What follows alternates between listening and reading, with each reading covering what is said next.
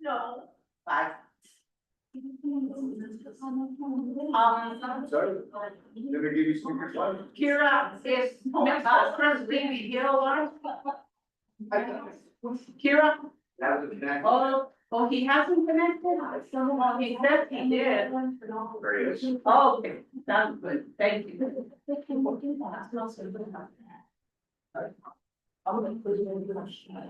we'll stand clock. Stand clock. Give it a clock. I would like to call this meeting to order. And establish a quorum. Roll call. Madam Chair, Dr. Phyllis Martinez. Here. Madam Vice Chair, Luis Portillo. Present. Secretary Mark Dominguez. Trustee Andrea Savvy. Present. Trustee Richard Beal. Present. Trustee Rolando Medrano. Here. Trustee Rosalie Ortega. Here. Okay, would you read the notice? Yes, ma'am. Good morning. Today is Tuesday, April 14, 2026. This is the regular session Board of Trustees meeting of the Luna Community College Board of Trustees. Notice of this meeting was provided in accordance with the Luna Community College Open Meetings Act resolution. The agenda was posted at least 72 hours in advance of today's meeting at the office of the President and at the Luna Community College website at www.luna.edu. Any person who requires any special accommodations to attend or participate may contact the Luna Community College President at 505-454-2500 or 1-800-588-7232 extension 1000 for assistance. Thank you. Thank you so much for that. Ms. Carla, could you lead us in the pledge of allegiance? I pledge allegiance to the flag To the flag of the United States. and to the republic for which it stands, one nation, under God, indivisible, with liberty and justice for all. Thank you. Next item is approval of the agenda. I'll make a motion to approve the agenda. Like you say, Madam Chair, if I may make an amendment to the motion. Okay. Seems like it's an empty agenda. I believe that we were gonna work on. I think that hasn't really been installed, but I don't know if we can move up. The president's contract. Number 24, I believe to. Before 14. 14, I'm sorry, for right after public comment. All right. Do I hear a motion? Well, there's the motion. Do I have a second? Second. Second. Second. So trustee Batty, second? Yes, Okay, thank you. and roll call. Madam Chair, Dr. Phyllis Martinez. Yes. Madam Vice Chair, Luis Portillo. Yes. Secretary Mark Dominguez. Yes. Trustee Andrea Savvy. Yeah. Trustee Richard Beal. Yes. Trustee Rolando Medrano. Yes. Trustee Rosalie Ortega. Yes. Okay, and before we start with the approval of the minutes, I would like to share a card that I got from the Hello Dolly thanking us, and a very special card. So doggone thankful from the students that we provided pizza for. So I'm gonna pass those down. We rarely get thank yous for a lot of the stuff that we do, so I was very appreciative of that. And the other item that I have talked about that probably we need to put on the agenda is some type of appreciation for the legislators that provided funds. And of course, Tanya. And I thought about something to be thankful for is the backpack, so maybe we need to say thank you to Southwood Capital, but if I think we put it on the main agenda. I'll remember to make sure Dr. Dinder gets that.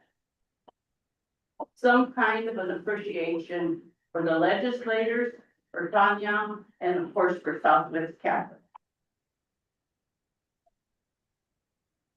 Thank you. Next item, approval of the minutes of March 10th.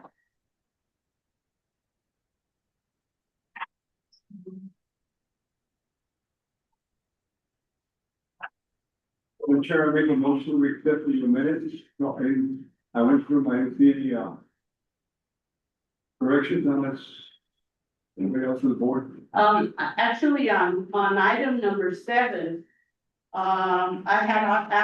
I said give shout outs for legislative accomplishments, so I think maybe that's what we have to work on in terms of giving some kind of recognition. So that had already come up, so I'm bringing it up again, and we need to do a action item, we can do that.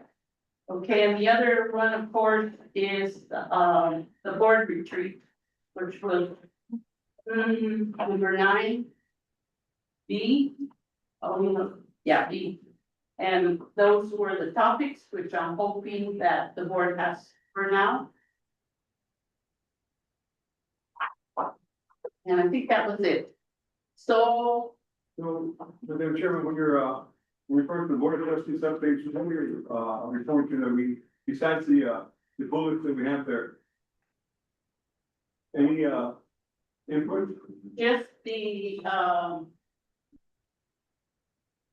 let me go back. Number 9.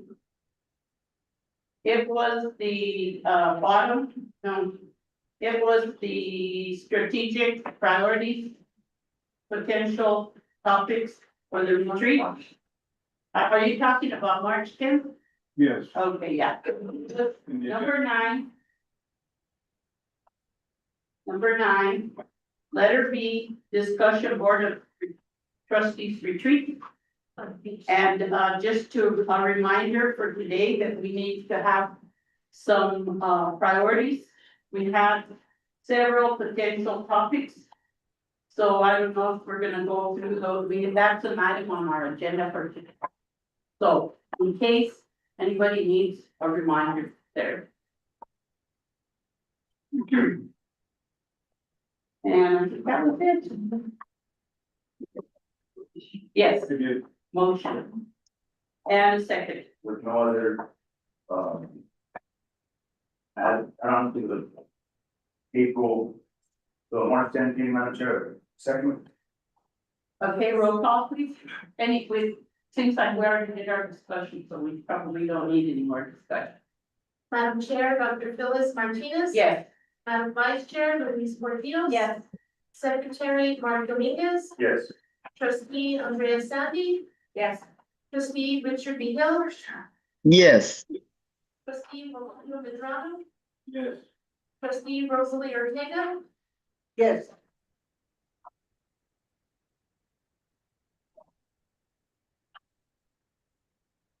And then the next one is special session, March 17th.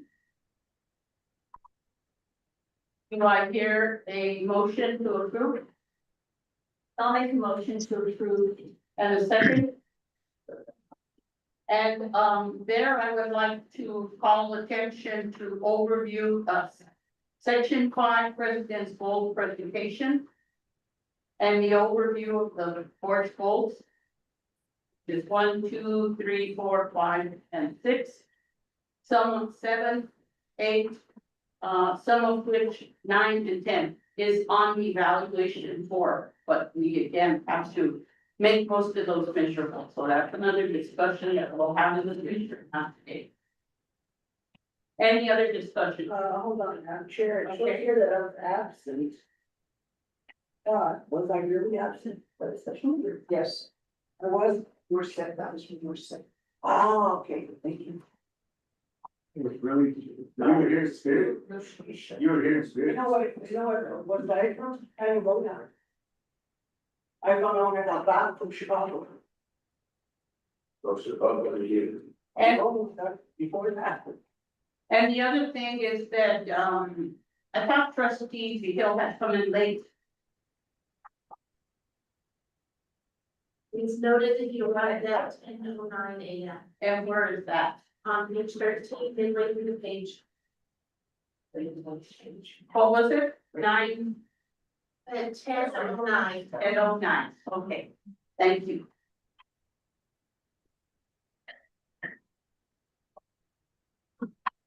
Thank you, Vivian. Oh, yes, I see. All right, so. I have a motion. Who made the motion? I did. And the second. Okay, and roll call. Madam Chair, Dr. Phyllis Martinez. Yes. Madam Vice Chair, Louise Portillo. Secretary, Mark Dominguez. Yes. Trustee, Andrea Savvy. Yes. Trustee, Richard Regan. yes, Trustee, Rolando Medrano. Yes. Trustee, Rosalie Ortega. Yes. Motion passes. The next item is, budget work session, March 31st. Do I have a motion I'll make a motion. and a second? I'll second. second, Okay. We'll put you down, trustee Hill. no, that's okay, yes, thank you. There, I would like to call attention to section 4, budget development. And the section, on the second page, the, Dr. Carol Linder.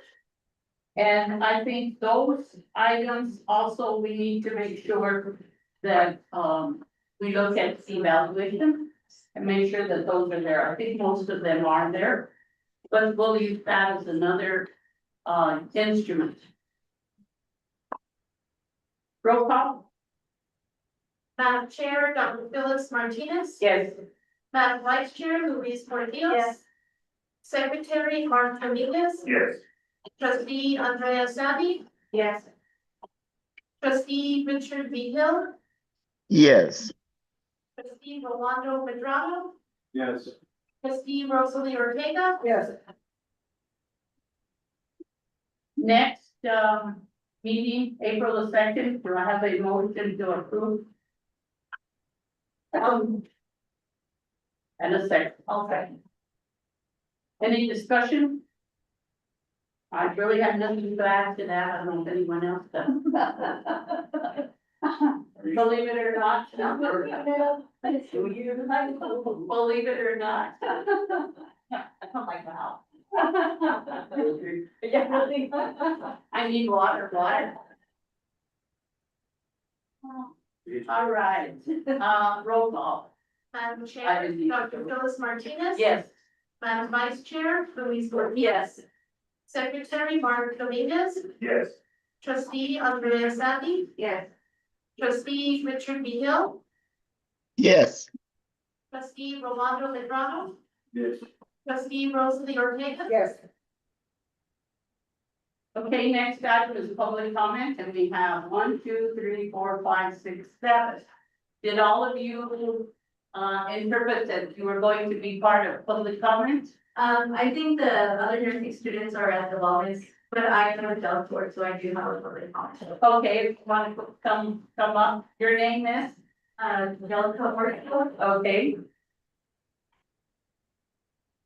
and you have 3 minutes. Yes. Yeah. You guys mentioned before that you guys have rarely are thanked. I wanted to thank you guys personally as the the president of the Student Nursing Association.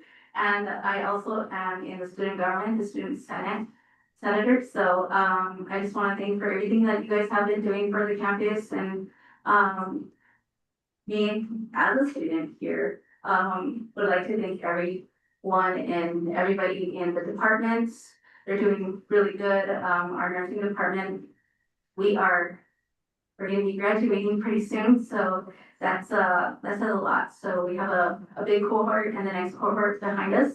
So we're gonna be doing a lot of good things, and I can't wait to come back and support the Student Nursing Association and student senators as well.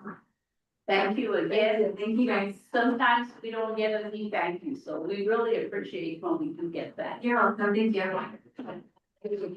And good job. Congratulations. Can I say one thing? Yes.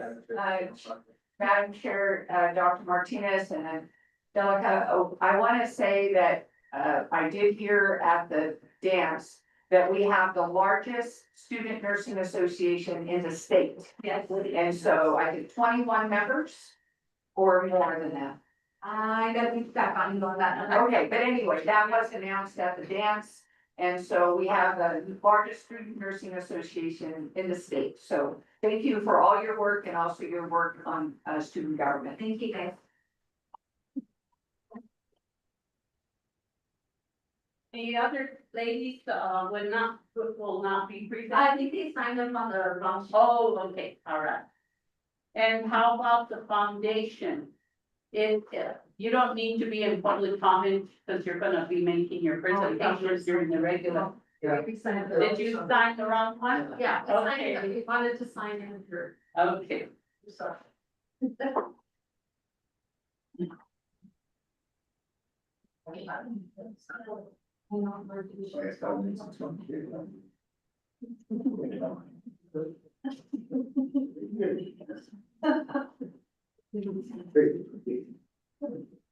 Okay, next item will be.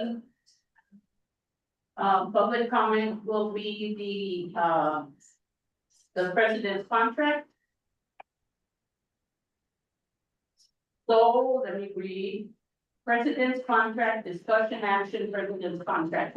In front of you is 14. So we moved up 14. In front of you, you have a copy of the contract that we approved previously with the changes that were on page. And excuse the gray paper, I'm running out of paper at my house for no reason. Section 5, which was the total amount, $176,800. Part 9, which was 20 days within the commencement of the contract. The board and president shall meet and establish performance goals and objectives. And we have figured out that was May 16th, Dr. Linder. And thereafter, every 3 months, we left that one as such. And I think that was it. Those were all the changes that we had put in after discussion with the board. So now I would like to ask for a motion to approve.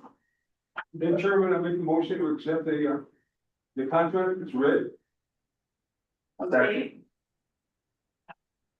Second, and roll call. Madam Chair, Dr. Phyllis Martinez. Yes. Madam Vice Chair, Luis Portillo. Yes. Secretary Mark Dominguez. Yes. Trustee Andrea Sandy. Yes. Trustee Richard Beadle. Yes. Trustee Rolando Medrano. Yes. Trustee Rosalie Ortega. Yes. Okay, section 7, new personnel and employee student recognition. Madam Chair, if I may have the personal point of privilege, please. Yes. Trustee Davis, just received a text message that, you were, mourning and going through a personal matter. I'm sorry to do this, but, my condolences to you and your family. And if there's anything that the English family can do to assist you, provide for you, accommodate you in any such manner, personally, professionally, please don't reach out to us. Thank you very much, and Madam Chair, thank you for that personal point. And thank you. I think I would like to convey my own sympathies as well. Anyone else on the board?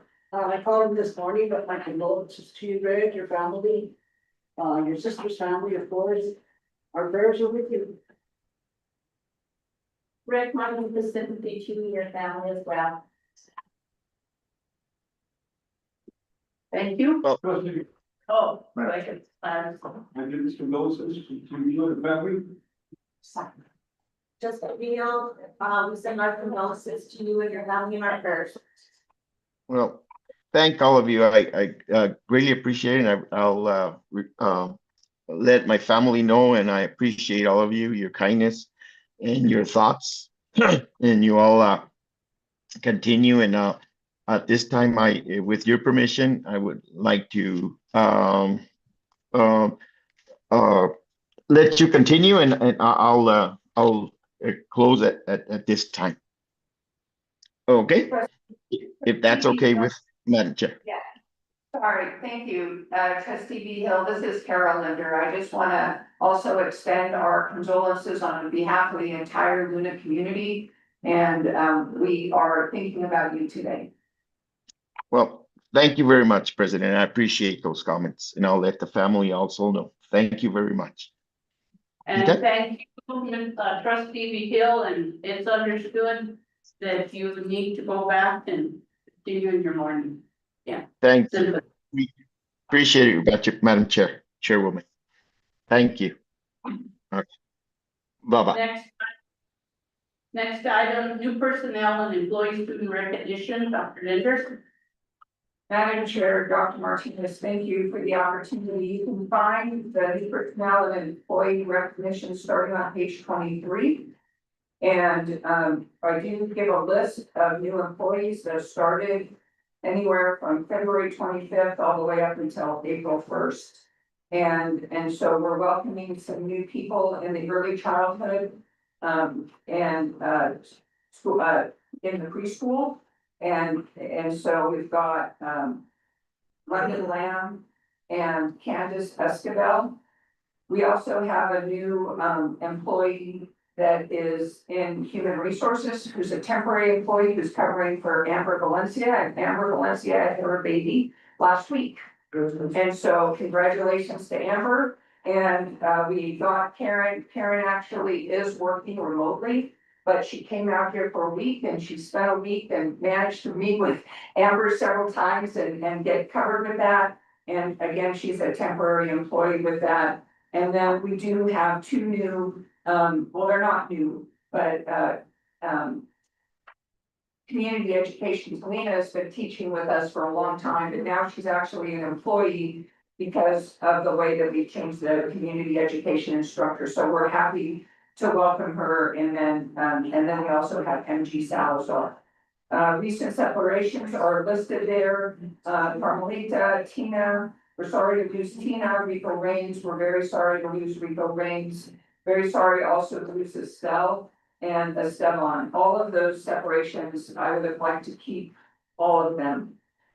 We are filling these key vacancies related to that and that are listed there, as well as the VP of Finance and Administration. If you go on to the next page, which is on page 24, you can see, I'm not going to take the time to go through all of the shout outs. I did point out in my weekly report, and I don't know if you saw it, I hope you got an opportunity to see it. It's also posted on Facebook. There's a great article about the Children's Theater and the Adult Literacy Program that Craig Bellows and Mary Hill are leading, and they really have involved a lot of parents as well. So that's a really great thing, and that article came out last week. And Yeah, that's what I'm thinking, right. And so also, everybody that's been working on the wildfire resiliency, on the EPA wildfire smoke preparedness grant, this is due tomorrow. Coaches Randy Crutch and Eric, this is in the height of their season. They have been traveling, they've been playing a lot. I haven't gotten to as many games as I would have liked to. And then a huge shout out to Dr. Shields and all of his team for all of their work on the audit and just keeping all the activities going. And Cherie's working on the budget. I do want to, this is not in here because we had already sent the packets, but Chris Chavez actually completed the procurement training, the certified procurement training, officer training last week. And so shout out to him, that's something that he has wanted to do. And it's only offered several months and then it doesn't always work into schedule. So that's a lot of work. By our presenters for the New Mexico here, a lot of work by our marketing team. I've been giving you examples of our social media posts and also stuff that's going out And I think that the quality of what Tanya Giddings and Amanda Nelson and Terrence are doing is very, very high. A huge shout out to Kira and Shannon, working with, Karen Torres on the, skills trade thing that we had on April 2nd. That was a really successful event leading up to our skills, and Skills Expo, which is April 30th. And there's other shout outs that are in there, shout out to the SIS implementation team. And so again, these shout outs are what people put in their monthly report, and then Leslie pulls those out and puts them in there. I also was reading a obituary sort of long post on Facebook, and I haven't had a chance this morning to follow this up, but many of you may know Ted Winston. Ted Winston passed away on April 3rd of ALS. And his sons posted a really, really long tribute, but I did not know that he taught at Luna Community College. He taught trigonometry and survey. And so do you remember, Carla, what year that was? I don't, I was already gone, I think. So you think it was after you left? Yes. Anyway, do you remember Lorraine? Probably 19, I think maybe 1979, possibly. I don't know. So anyway, I thought that was interesting. I didn't realize that he had that history in the past, so I need to look that up. And so we're definitely, our thoughts and prayers are with Ted Winston's family and all the people that knew him and everything that he gave to this community. He was born and raised in Las Vegas and had a professional career here As a surveyor, but he was also an Episcopal priest in his 20s. Was it? No, I don't, okay, I'm not sure, but it didn't say that in the Facebook post last night. So anyway, I'm not 100% sure, but I'm just adding that and so we're, definitely, thanks. There was a shout out to Rico Range. We wish him all the best. He has taken a job in welding engineering in Oklahoma. Maybe he will come back. I was unaware that he had an aerospace welding. He had every welding certification that's available, and he's how old? 20? Rico, 30. 22, 23, that's all we consider on there. There's piece of Luna. Yes, yes. Anyway, so yeah, so we, Excellent, that is one of the challenges. One of the challenges is that a lot of our graduates, and including our nursing students, are all gonna go on and make more money than probably most of us. So we're very happy about that. We want them to have that attainment. We definitely appreciate that. we don't want to keep them here, but they're only gonna get minimum wage. Yeah, we don't want that. So We donate, anyway, I'll be the future donator. Thank you. I always say that if every person that graduated from Luna, maybe even half of the people gave $5 to the foundation, how many hundreds of thousands would that be? $5 is all it would take. So I don't know how we could reach out to them, but that's something that I've always said. We're working on it. Oh, good. I'll begin with $5 because you know I graduated with a certificate. I'll put it in $5. You're not working yet, I'll put it in $5. I'll send you a letter. You don't have to mail it, just deliver it. Yeah. Pardon? Yeah. And Don't match all your guys' $5. Alright. that'd be great. So far. Oh, and not only the people that graduated, but the people that worked here. Yeah. They used to use out of our pictures. You know? They give you so much money. Hey, we can give $5 from our big check of $5. that's a huge percentage. Yes. Much more, a percentage. All right, the next, anything else on the student and staff recognition, Dr. Bender? No, thank you. All right, then the next item will be shared governance, Ms. Crystal.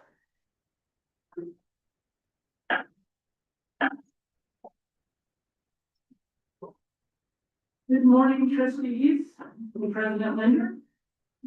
Good morning. Let's see, I have a couple of updates to the report that I had provided, just 3 things. Student Senate, the Student Senate is working on, preparing to do planting for Earth Day. And that they hope to do in about 2 weeks. They had done some planting on campus last year and they hope to continue that.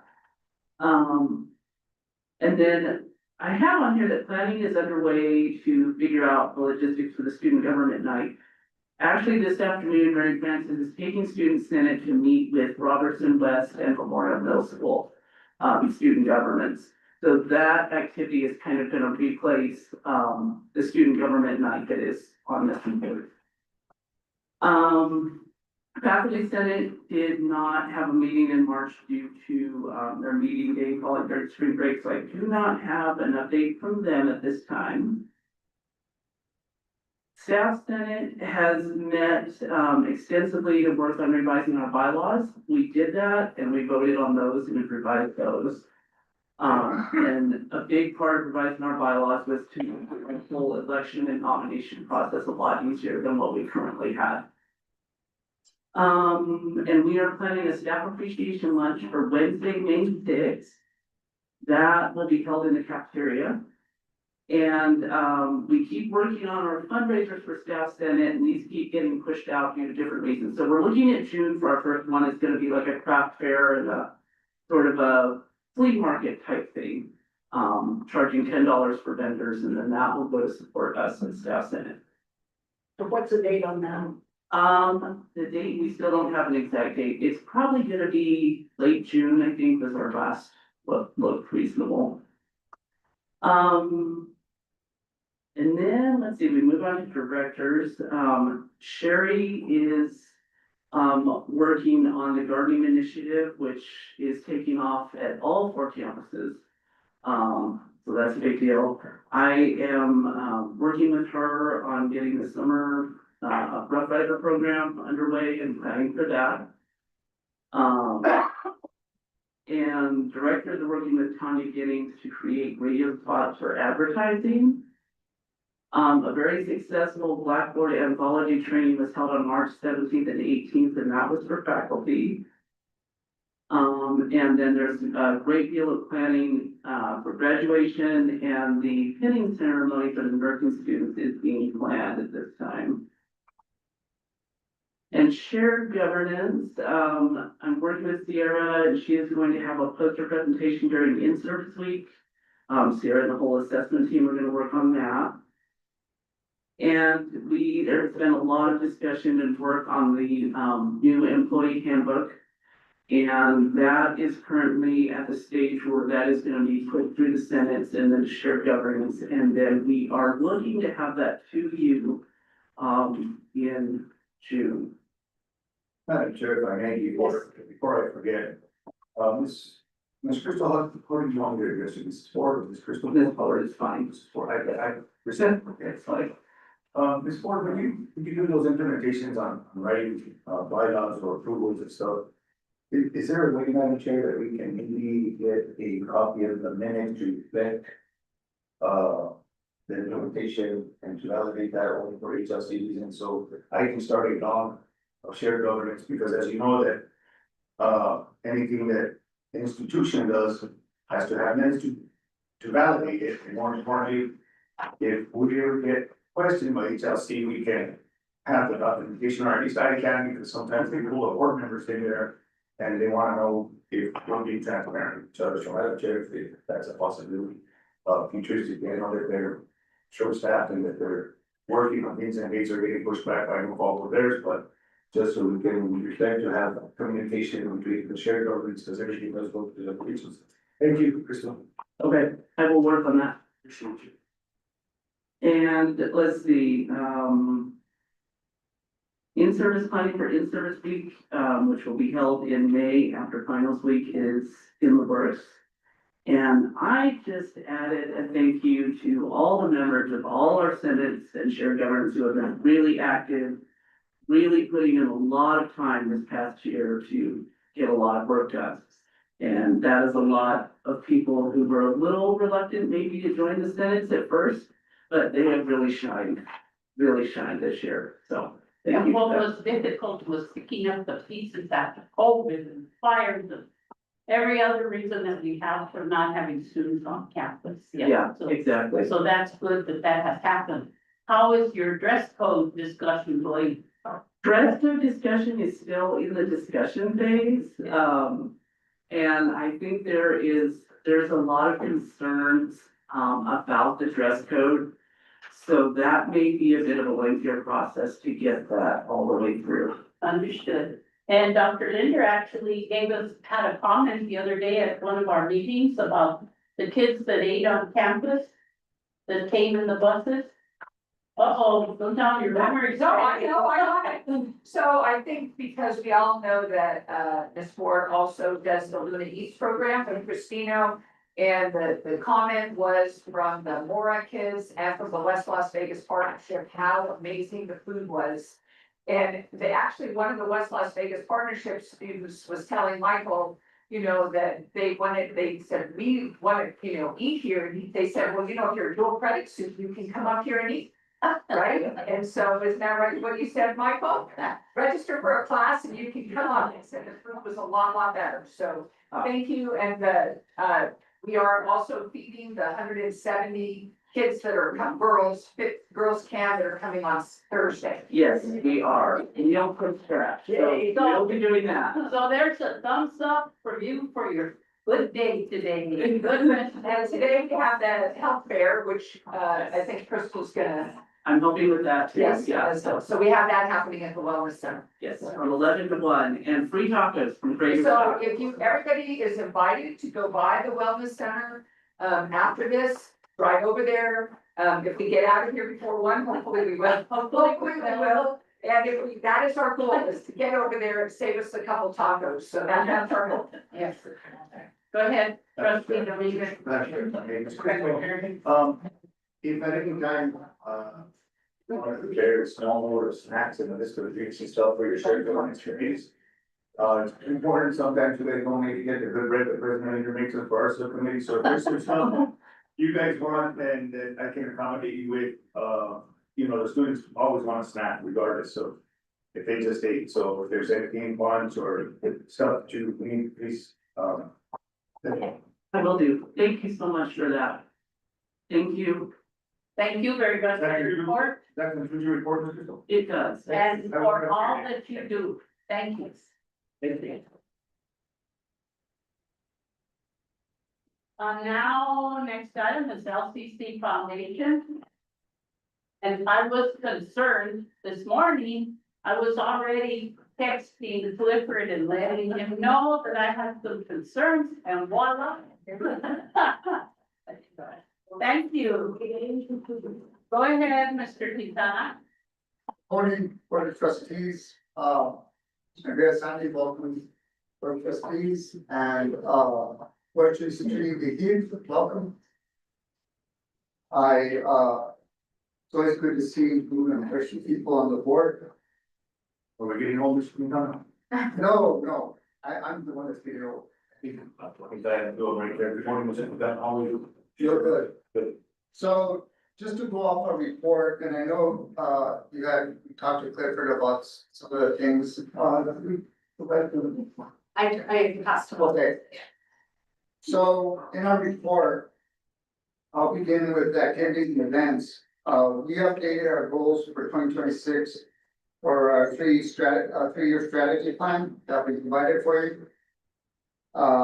We added, the one thing we did add, other than the 10% on scholarships per year, was that we want to consider giving, I believe in 27, we want to consider giving athletic scholarships because we're gonna hit a baseline.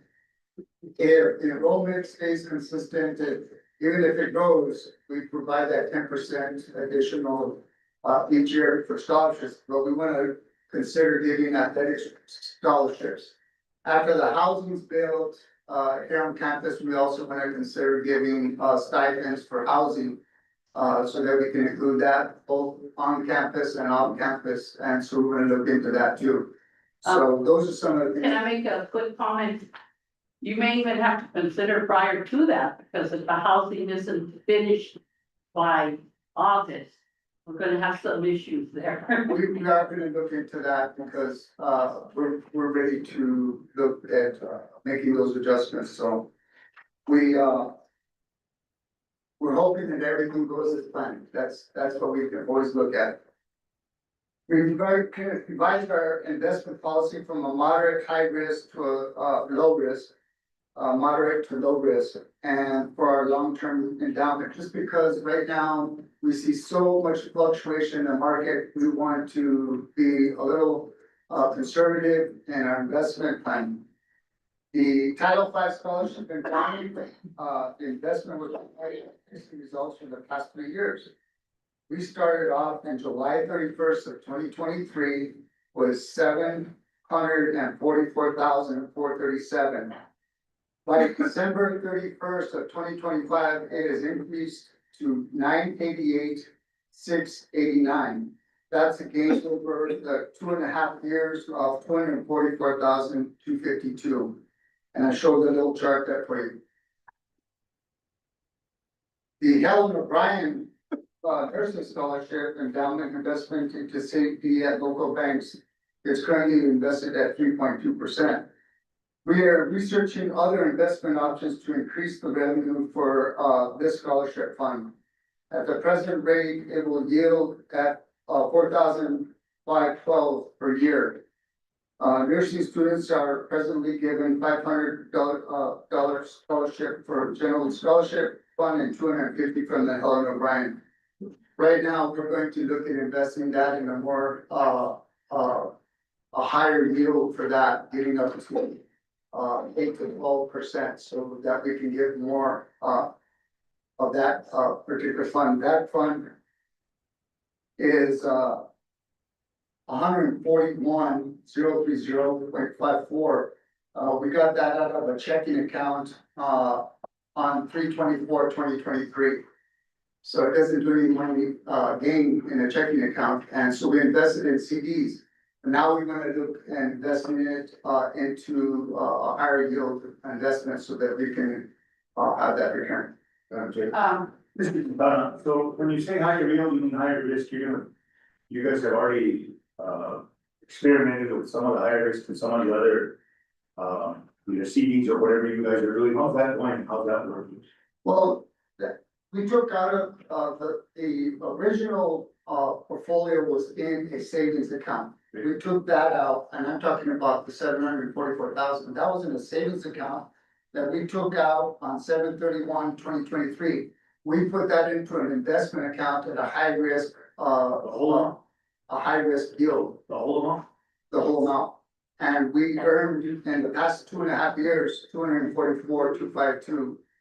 Right now, with the current environment, we've lowered that into a moderate low risk, just for now. When we see things continue to be a little bit more steady, we'll probably back in a high risk, a moderate high risk account. Right now, we're just cautious because we don't wanna see that fund will be wiped out. And who of you of the foundation are monitoring that high risk account, whether it's in a stock or We stay in touch with the people that we, our investment. We have an investment manager. We have a company called Satira that does all of this for us. they're not made up, right? What's that? They're not called made up. No. The people didn't get that when they were investing because he made off with their money, and I'm just saying. I know, and it was part of I've been working for the state for a long time. So it was part of my retirement fund that was lost there too. But, no, we're working with them and Centura, and they send us a monthly report.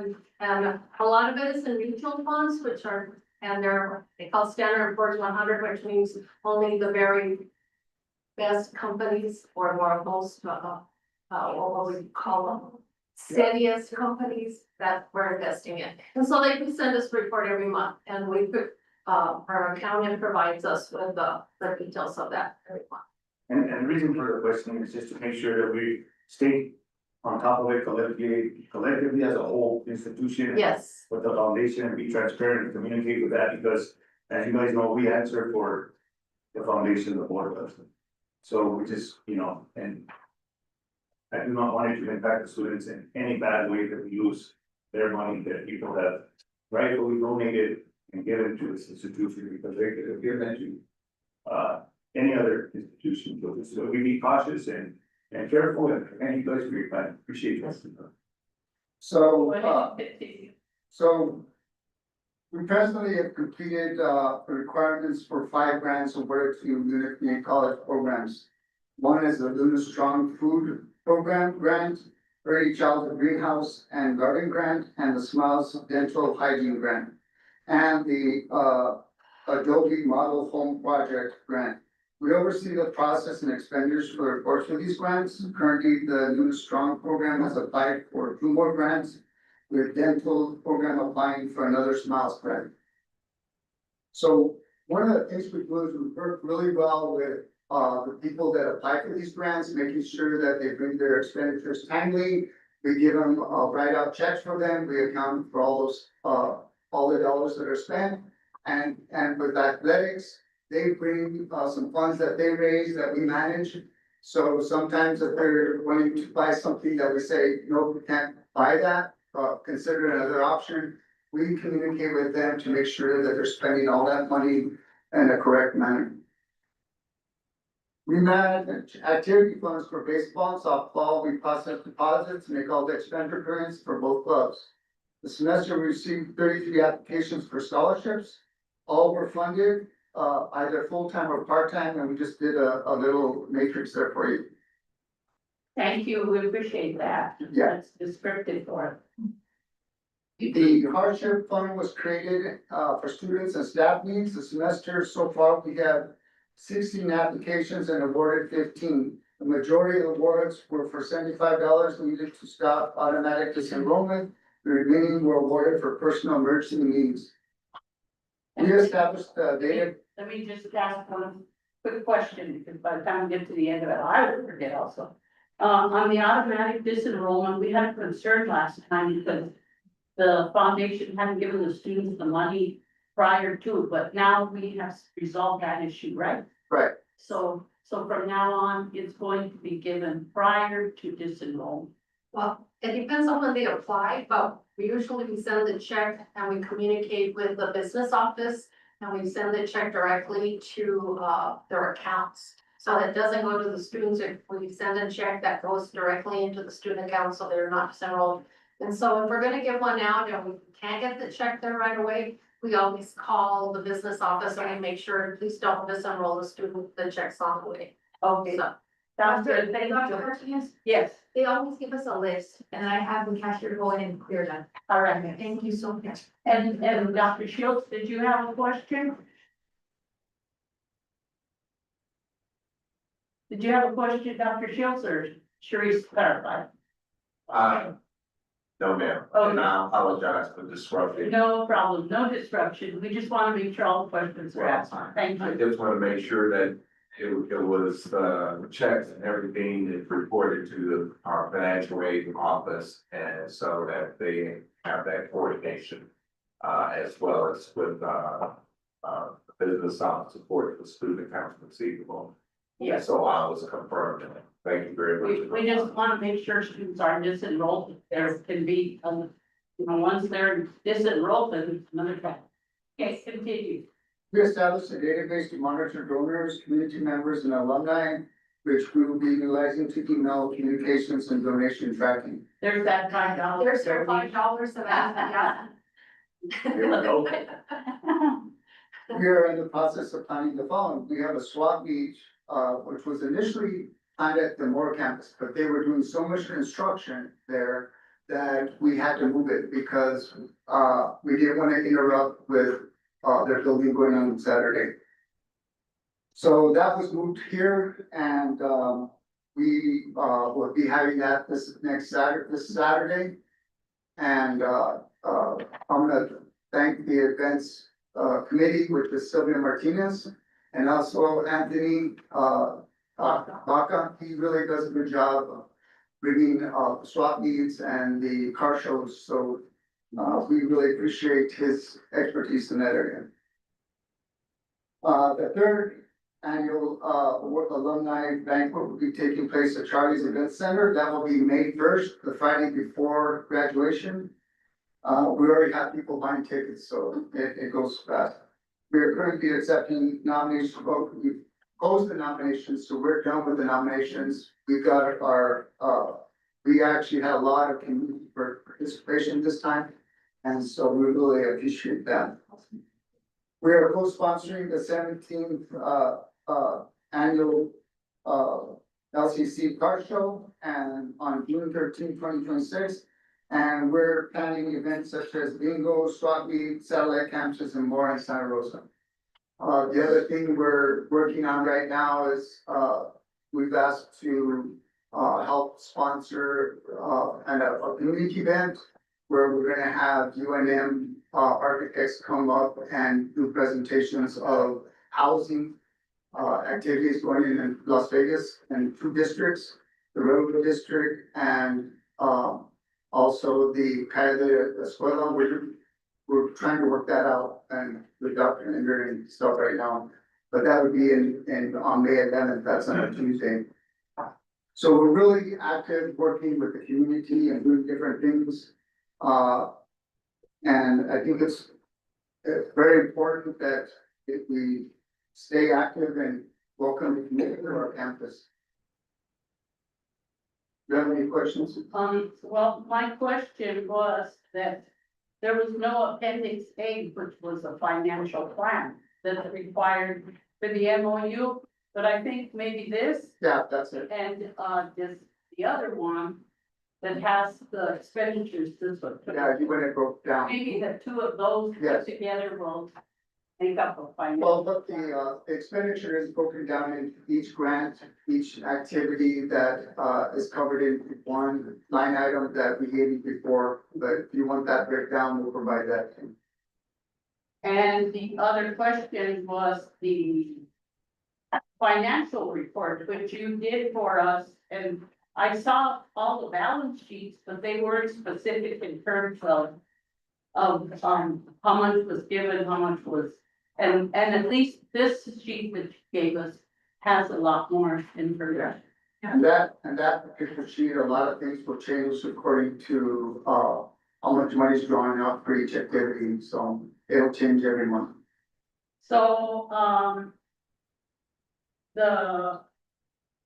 I'm not, is the earnings, the, interest, is that here anywhere, like say for health? The investment is always gonna vary. It's gonna vary. So, but for as of February 26th, we don't have any kind of report or how much has been, generated from interest?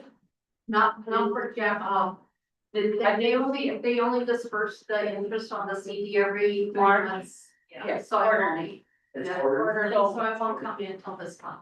So then we expect to see it maybe in May. In May, It would be good to have that, to know how much we actually have that's coming from investments. And the questions all come because the college is responsible for the funds by, the board, is responsible for the foundation. Why that is, Well, I don't know, I but just want to make a correction, because we have to be very careful. You're not responsible for a 501c3 because a No. political entity cannot be in But we're charge of. responsible for your audits, will reflect on. We're responsible for providing you those audits so that you are informed, and that's right, you are responsible.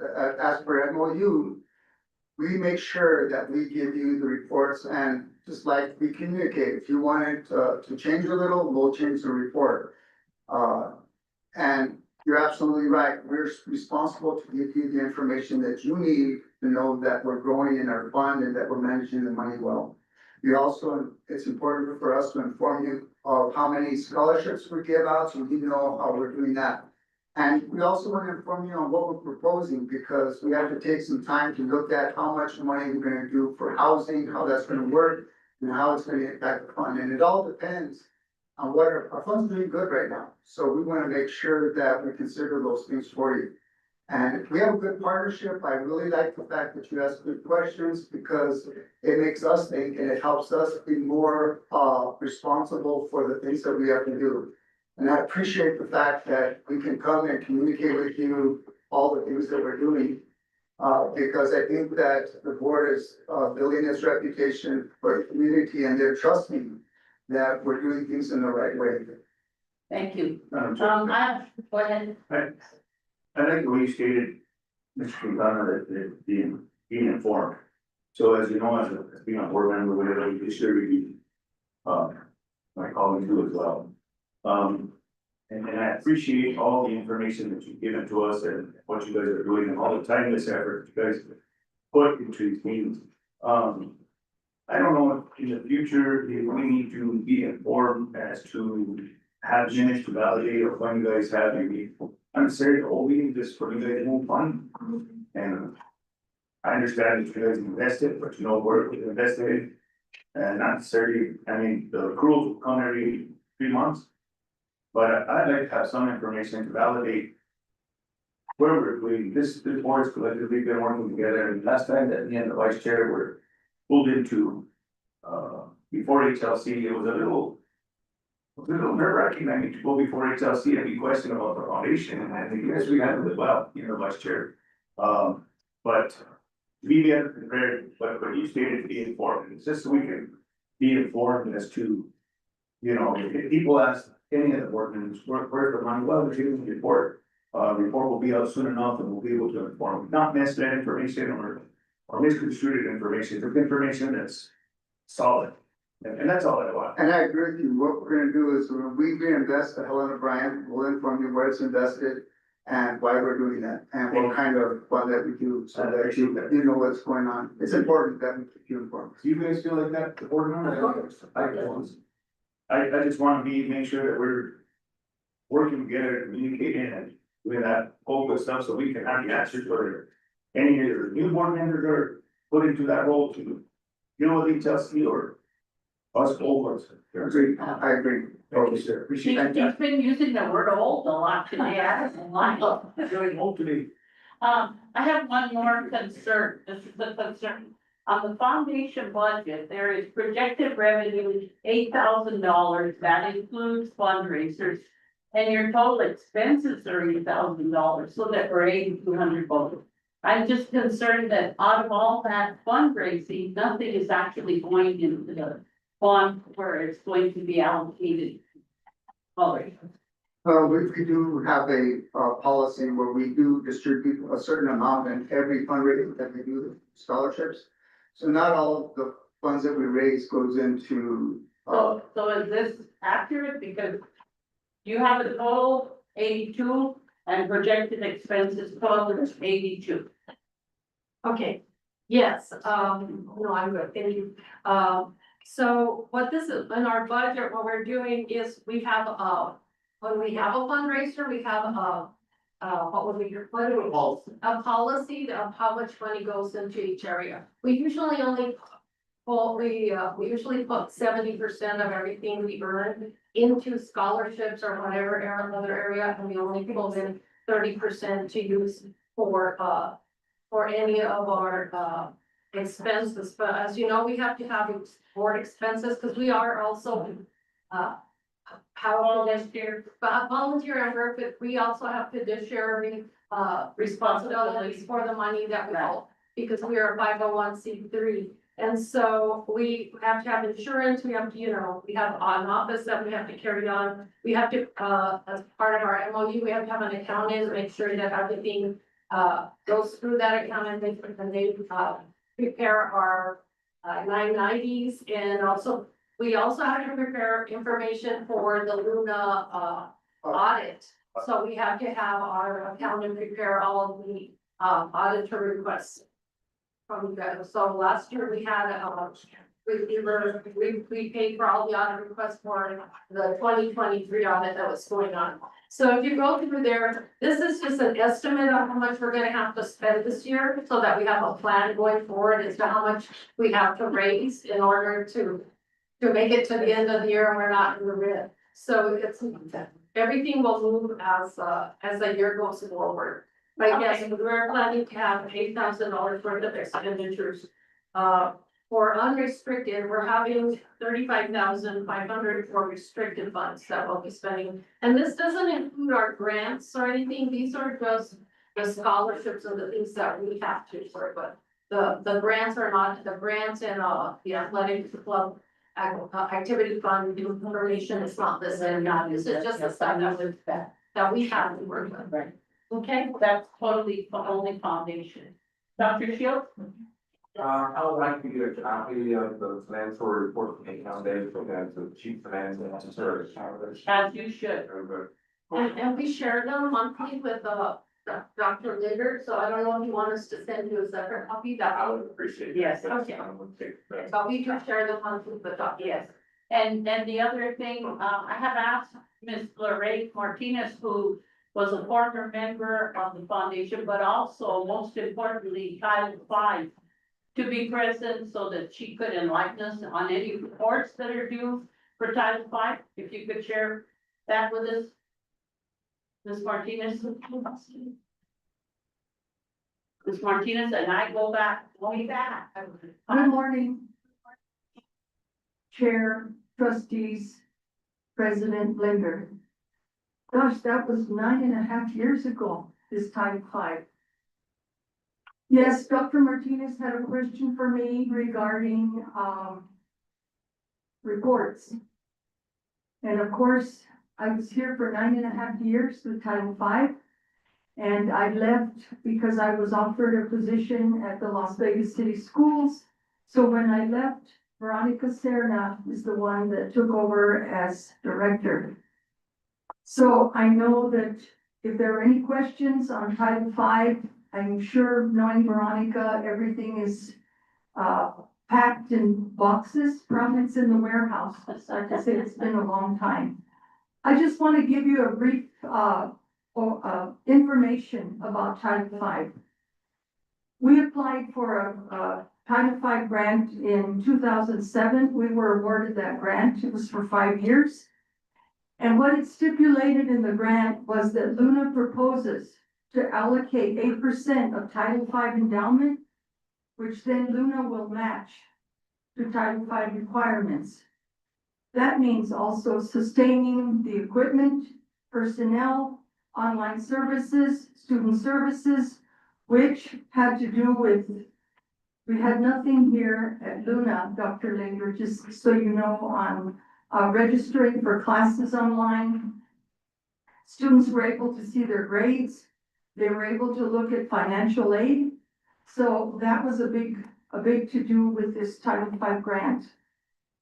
So, grant 1, invested 5% for 20 years.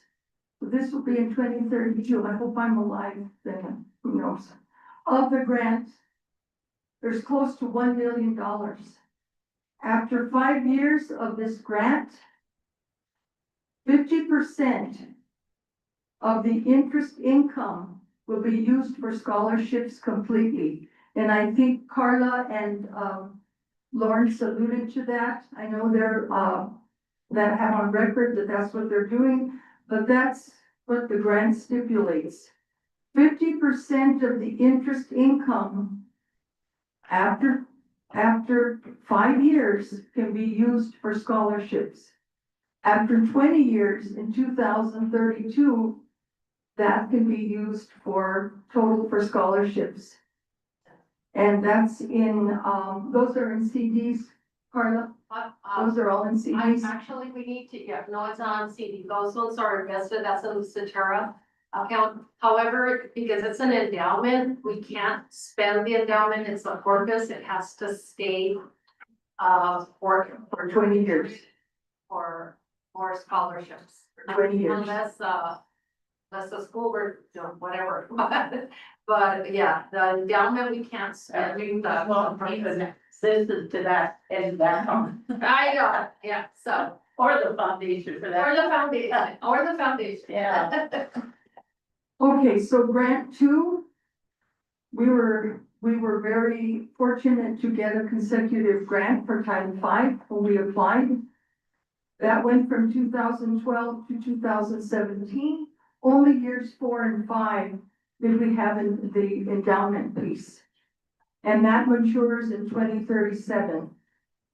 So again, there were these two grants specified all initiatives, and the new board members, Louise, I think, is probably the only one that really knows exactly what Title V did. She was the director in Springer. And so, just to give you, the initiatives that the Title V grant that should have been sustained by Luna, the nursing, the classes, the simulation lab, and I know that's been sustained. Developing online courses, that's ongoing, that's been sustained. We have a faculty, I'm not here, there's a faculty training lab that Larry Pice, he was sustained as well as that, faculty computer lab. Online student services, I know that's ongoing, and trades, I'm not sure where trades is at, but we did quite a few of the grants for trades. So, in a nutshell, 2 grants, there was probably close to $8 million. And so with that, and this is the question Dr. Martinez asked me, what reports should have been sent to the Department of Education in Washington, D.C.? The reports between Luna and the foundation are just required to submit financial reports for endowment funds for 20 years until those mature, that no more reports. But the reports, and again, I know there's been 8 or 9 presidents. Dr. Linder's the last one here that probably is saying this is what had to be done. The reports should include how much money has been invested, how much money has this investment gained, and how much is used for scholarships. So this is the reports that should be sent to the Department of Education to give a summary of how these funds are being used on the endowment piece. So I stand for questions. Madam Chair, if I may. Go ahead. Can I be recognized? Yeah, somebody had their hands up. I'm sorry, who's that? Go ahead. That's okay, go ahead. Madam Chair, if I may, I think Mr. Bond said very clear, very open, being informed. I would like to possibly make a work session, Madam Chair, with the foundation. So that, new board members and along with us, well, with this old one, verify that. We can, ask the questions we need to ask and the elements and this, and I think it would be a good session to have just an hour, 45 minutes. What do you guys think? That'd be good. What do you think, Vice Chair? That's great. Trustee Sandy, do you think? Yeah. That'd be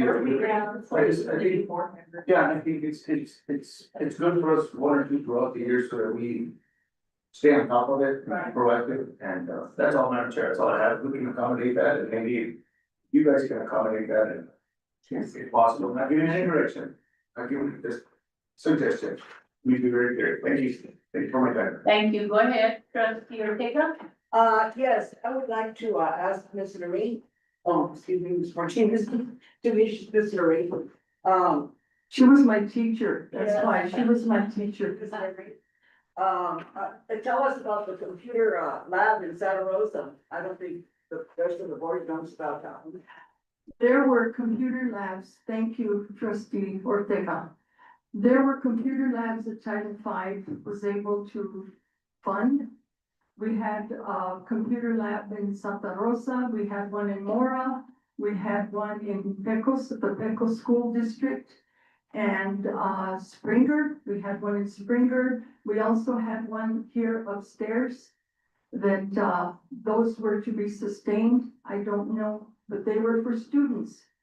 To take their online courses. But I don't know, it's been 9.5 years, so I don't know how these labs are.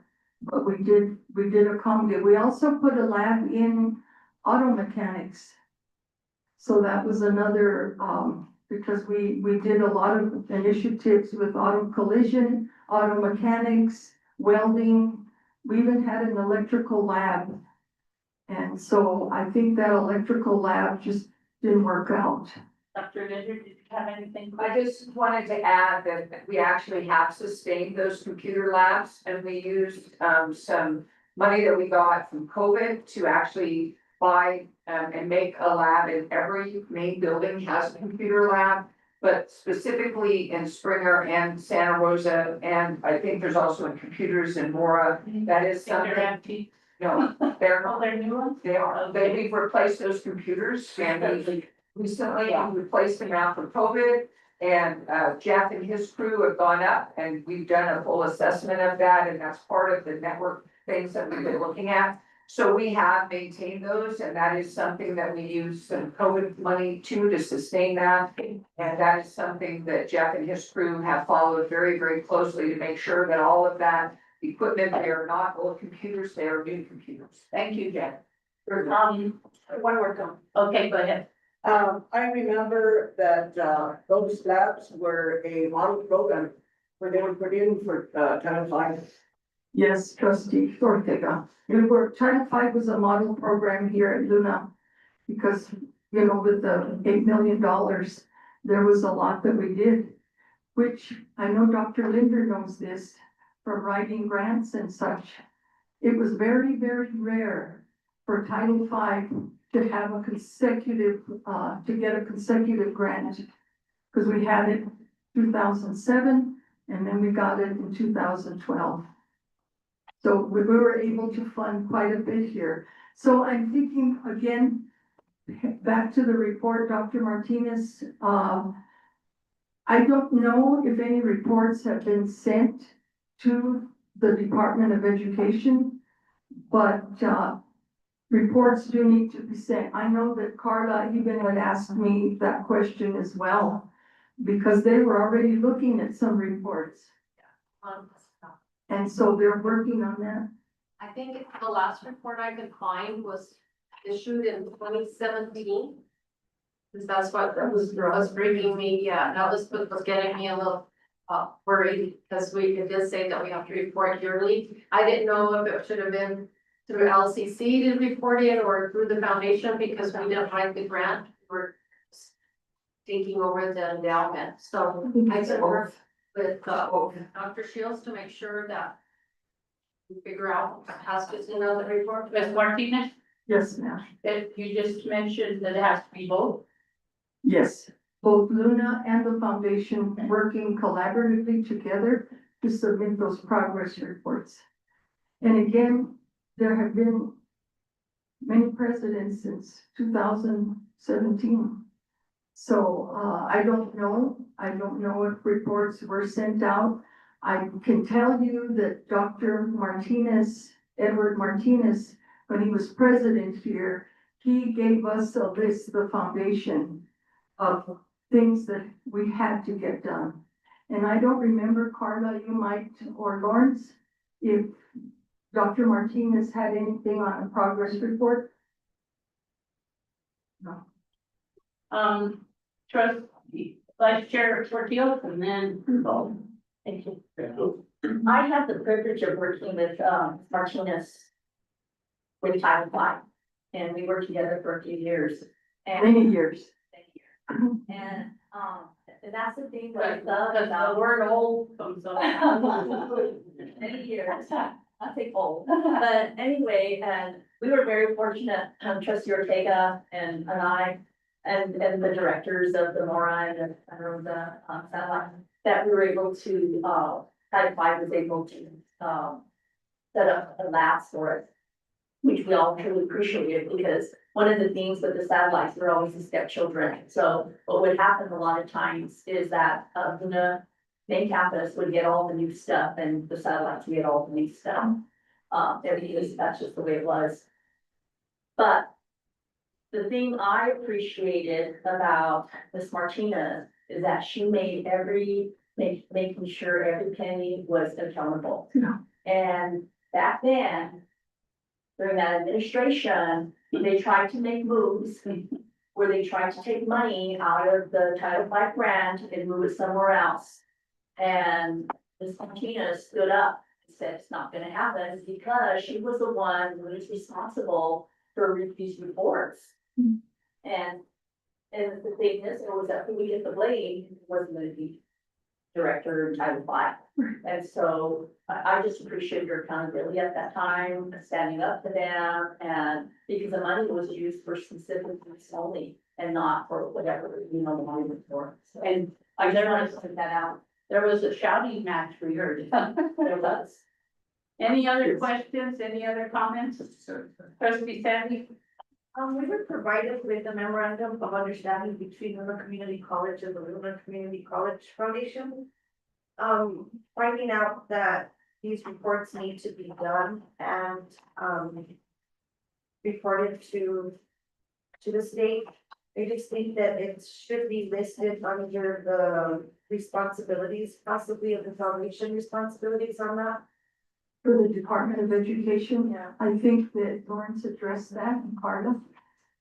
We're trying to get there, we've been, actually, I've been trying to get a hold of anyone at Title V recently, just so that we could get ahead of this and go and make the reports. But I can't even find the form, because it says use this form, and you click on that and it's no longer available on their website. I've sent emails to, the head of Title V right now and for this particular thing for endowments and have had no response. So I will keep going. I'm thinking they might not be in office right now because of partial shutdown. I don't know. But I have been trying for a month now, just continuously sending emails to them. But I will continue to do that. I'm gonna work with I'm just looking at Dr. Shields and say, to work with Luna to just figure out where we have to send these, or maybe you have other contacts that I can make so that we can make those reports. Cause I too, as the treasurer, I feel responsible for making those reports, and that's why I've been working on that. Is there any place in the MOU, because I don't see it, where it says that the foundation will be responsible? For No, we submitting? didn't know, so that's what something I was asking about, that are we responsible for that, or is LCC responsible? Because they want the grant. Both, so then it needs to be in the MOU. So would you mind, bringing back, revised MOU that includes that item? That's fine, we've taken on the responsibility anyway, but yes. Okay, and the section on responsibility. One more thing, and I actually had a plan to table the MOU because I hadn't seen a financial plan, Appendix A, and an annual report, which you provided, so thanks to Clifford and my discussion this morning. Go ahead. Yes. So we already talked about it. Because you know how people change, I mean, they can change and then president can change, it just needs to be very clear for everybody that. Oh, wait, there's some reports here we possibly need to do, not do whatever it is, but so that they're aware, we're aware, and everybody's aware of the same thing. And these reports do go to the Department of Education. Carla, the program officer that we had for 10 years, retired. So I don't know who you can get a hold of, but she's working on that. So who was first? Trustee Ortega? I would say probably Gerald Bowie could tell you where, No, because he said cheating. but I think he would know where, or he's really that position now. Program officer for USD, trustee Portillo's. Ms. Carla, you mentioned that 2017 was the last report where to locate. Yes. Oh, okay. So is it that important? I wonder if since 2017, 9 years have gone by and nobody even questioned it, no letter, no reminders, no, like, no contact, no message. Let's see, it's any longer. No, we're not talking about, no, that's something else. Talking about the report. I know, that's what we need to do. Right, that's what I'm saying, 9 years later, and there was no letter reminding the foundation, anybody. So I'm just like wondering, is it that critical that reports need to be submitted 9 years later, no one's even noticed it? Maybe the. I talked to Ms. Martinez and she mentioned that it didn't need to be. And you know, Louise, Once every, but 10 years. trustee Louise, what, Veronica Serna did the final report. And so that, those reports or the information may be in the warehouse, in a box. And so maybe that's something that, could But be if they looked at. haven't been done within the last 4 years or 5 years, But she says, you said that they didn't need to be done, didn't you tell me?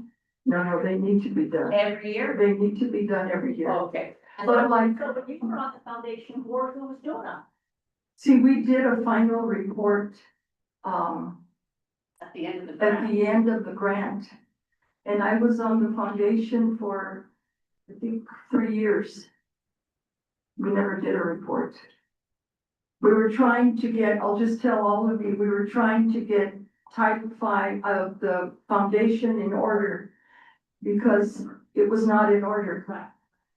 Operational funds, I'll never forget this, $12.48. We were not, we really had to dig and get everything in order because it was not in order. Well, there was severe mismanagement. Very much, very I'm much. so glad that we have turned the page, that Yes. we have people who are responsible, who are capable, and who ethical, that's the main thing. Yes. Yes, Madam Chair, if I may, in closing, Mr. Martinez, I'd like to just thank you and Mr. Donna and Mr. Weatherback and Ms. Carla for the fantastic hours that you guys. Regensburg. Apologies, sir. I'd like to thank you guys for your thankless hours and time that you guys put in aside from your family and your one or two friends maybe, but it's not unnoted by the board of the time and issues and where you brought this. I came in 2018 and it was a mess then, and you guys have brought it 180 full circle. So thank you guys. You look forward to having a work session with the new board members and the rest of the board and get us up to speed and. Thank you. So I just, Thank you very much. thank you, trustee Dominguez. I do want to say, I'm not on the foundation anymore, but I am just so proud of what Lawrence and his board members have done. Because, you know, with his report, everything that he has reported to you, and I saw Clifford's, the spreadsheet of everything that's they're doing, they're accountable. So they're doing a very good job. I'm glad that they brought the foundation up. Thank you. Thank you very much. Now I would like to entertain a motion to table the MOU until we have the additional wording in terms of responsibilities and the reports that need to be submitted by the foundation. So may I have a motion? And a second. Second. Do we need any discussion? Or did we discuss the head of it? Then we need, roll call. Madam Chair, Dr. Phyllis Martinez.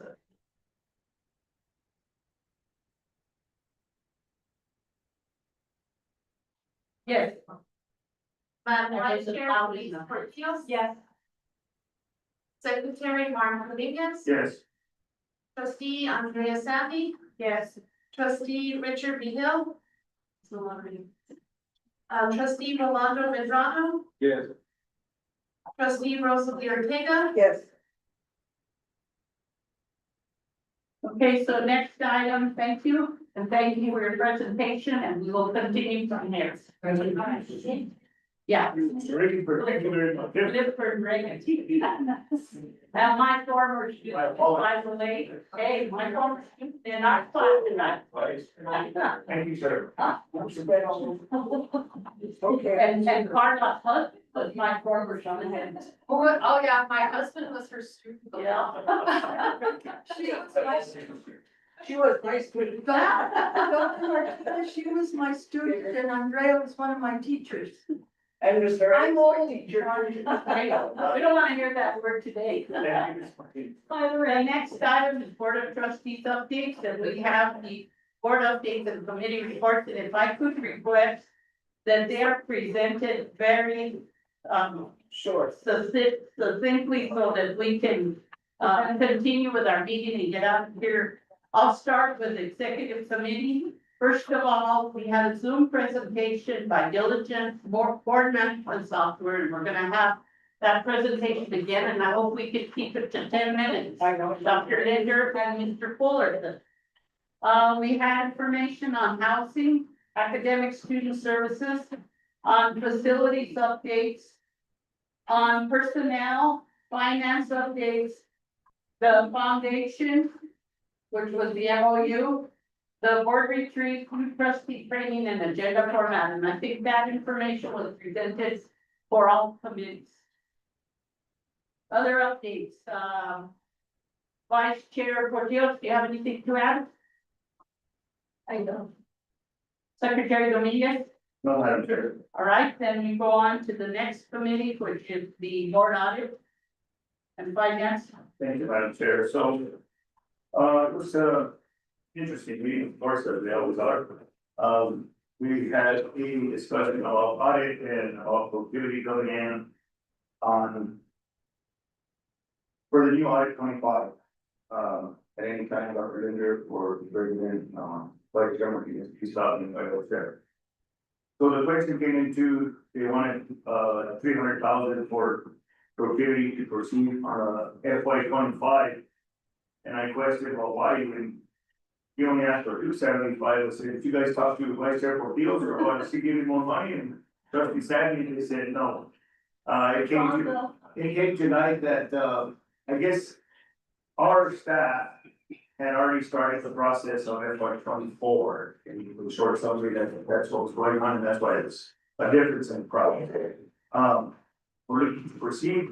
I believe Dr. Silva, I don't know if that FY 24 is submitted. Yes, it has, And we're waiting on on the auditors to On the auditors. do their audit, so we have officially issued our financial statements and trial balance to the auditors. we discussed that we will be communicating more, with President Linder and Dr. Martinez. That was one thing that did come out of that meeting, and it's more so better communication for the board, but for the constituents and the taxpayers, that they know what's going on, when, why. And I did remind the finance team that it's not their money, not our money, it's the people's money, and we will keep this, and I think the finance team agrees. The finance team also agrees that we should move forward with the recommendation to approve the productivity contract. They're very content with the work and the timeframe. I believe Dr. Linder, I don't want to speak for her. But I think she's happy with the timeframe as well. And go ahead, Dr. Shields. Yeah, I just wanna add that the. Not more money, right? Part, Not more money, right, sir? well, you know, I'm always open, Chairman Dominguez, I can always get a little cushion. But I do understand it is the people's money and I am trying to be frugal. Thank you. But I want to point out that Protiviti, provided the services and we completed it on time, as we said, it would be completed at March 31st. But I was gonna say that, but Okay, you stole my thunder, we're good. I'm sorry, sir. I'm just kidding, Dr. Seal, but yeah, that's where we're at, that's the discussion that we had. Subcommittee manager reminded to be punctual. Everybody's time is important. We work on that, we're gonna work on that. That's all I have, we're tracking, I believe, at 58%. Dr. Seal's 58% on What's that now? expenditure, we're tracking about 58%. Expenditures, is that 52? 52%, okay. Thank you. So that's it, that concludes my thing, unless, Vice, Dr. Cruz Martinez had anything to add, or President Linder. No, thank you. Board academic committee.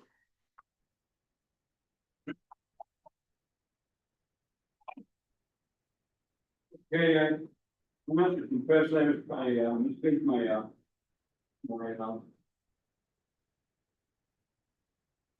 minutes. You have it on there. Leslie gave it to you. I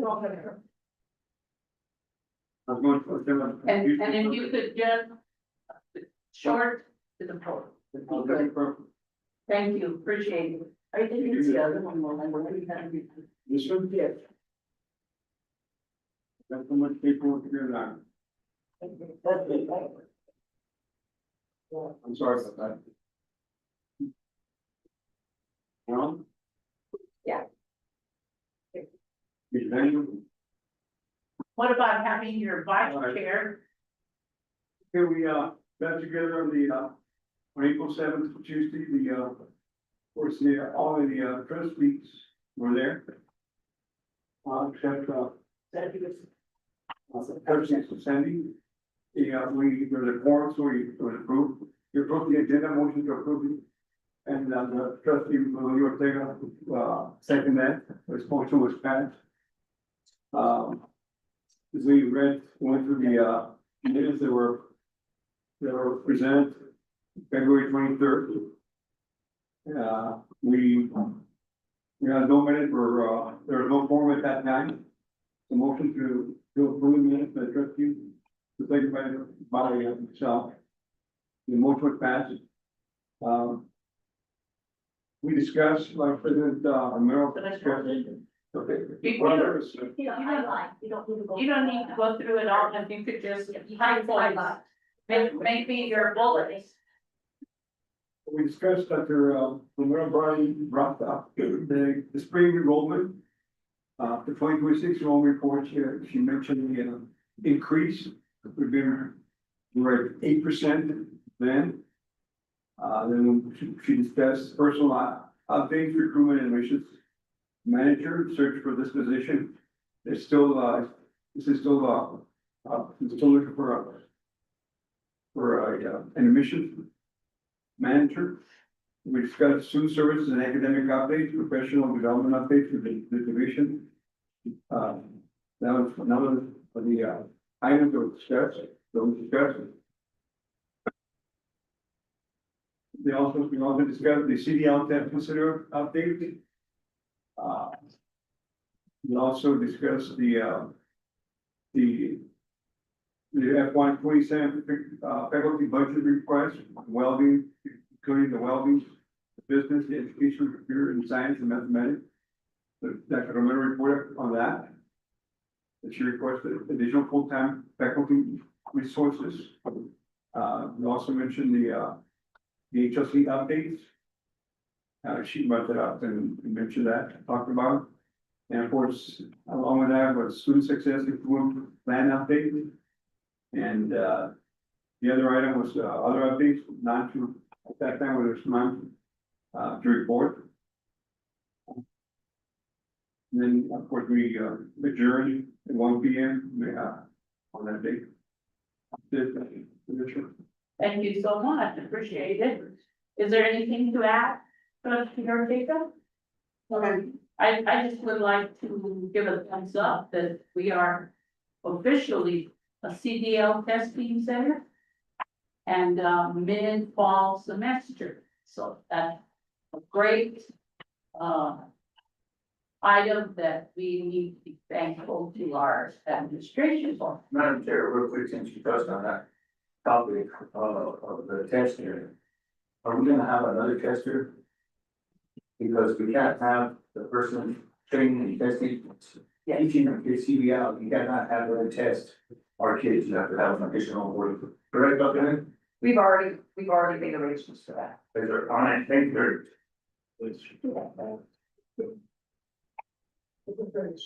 No, he just does, he taught vision. Yes, but he was one of those that has 100% passing. Wow. Nearly, replicating positive. Really, that's wonderful. Good job. Next, committee meeting, board facilities. Trustee Ortega, committee chair. Yes, we moved, met on April 7th. And, trustee, Sandy was absent, everybody else was there. I want to go down to the projects. And that's cafeteria upgrades and maintenance, interior painting, ceiling repairs have been done by LCC maintenance. Painting and, painting of the curbs, the fire lanes, yellow, red. Starting, areas are to be completed by graduation. Awesome. Big thank you to the maintenance team. There were over 200 fifth grade girls on campus. Will be. 416 or 26. Will be. What did they call that? Yeah, but will be, not until we're 16. Oh, will be, I'm sorry. That's right. The roofing is 90% done, the cafeteria is done. The CBDC is 60% done. 2 weeks for completion. Next, the trades, the goal is to be done by graduation. The HVAC is 97% done, finished controls and fine tuning. And then we have a geo bonds of $1.5 million for campus-wide HVAC upgrades. You want me to, I can go through the whole thing, but it's mechanical and electrical plants are completed by Honeywell. And coordination with the Luna Community College staff. And then we have the LCC Allied Health Building renovation, the total budget is $975,000. The project remains in the planning and design phase. We have the nursing simulator renovation, that's $800,000, the project is transitioned fully into the pre-construction phase. The emergency housing appropriation is $2,787,914. The engineering documentation is underway. What else? Our digital sign has been ordered and waiting for the delivery and installation. The housing with New Mexico Highlands University or Hotel. Dr. Linder will probably report that. And the president's goals of the facility committee. Standpoint, let me see. That's it. Okay, Thank you. the only thing I wanted to point out is that on number 9, emergency housing appropriation. The last item on that list should be reversion date, January 1st. December 31st, 2026. We're gonna have it done, waiting for that. Thank you. Next item is going to be the report out from HLC, and if we could do that. Brief report outs, I know there's a lot of things everybody got to take part in, so we can begin with trustee Medrano. This is my second year that I attended the HLC conference. First year, actually, the second year, not kind, but it was confusing or kind of got lost up there a few times because I realized there's hundreds and hundreds of attendees at that conference. And you really have to put attention. The sessions that are coming up. I attended that was very informative. I attended the keynote speakers. I like that. There's some very informative. I still remember one from the lady from Yale. She discussed she did a comparative analysis on how education has come along. Back, she went back into the 1800s actually. So that was very informative. And one of the sessions that I attended, or that I wanted to go was the pathways.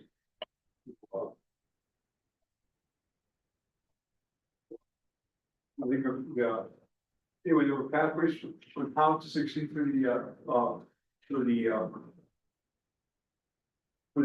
for community colleges. So that was very informative.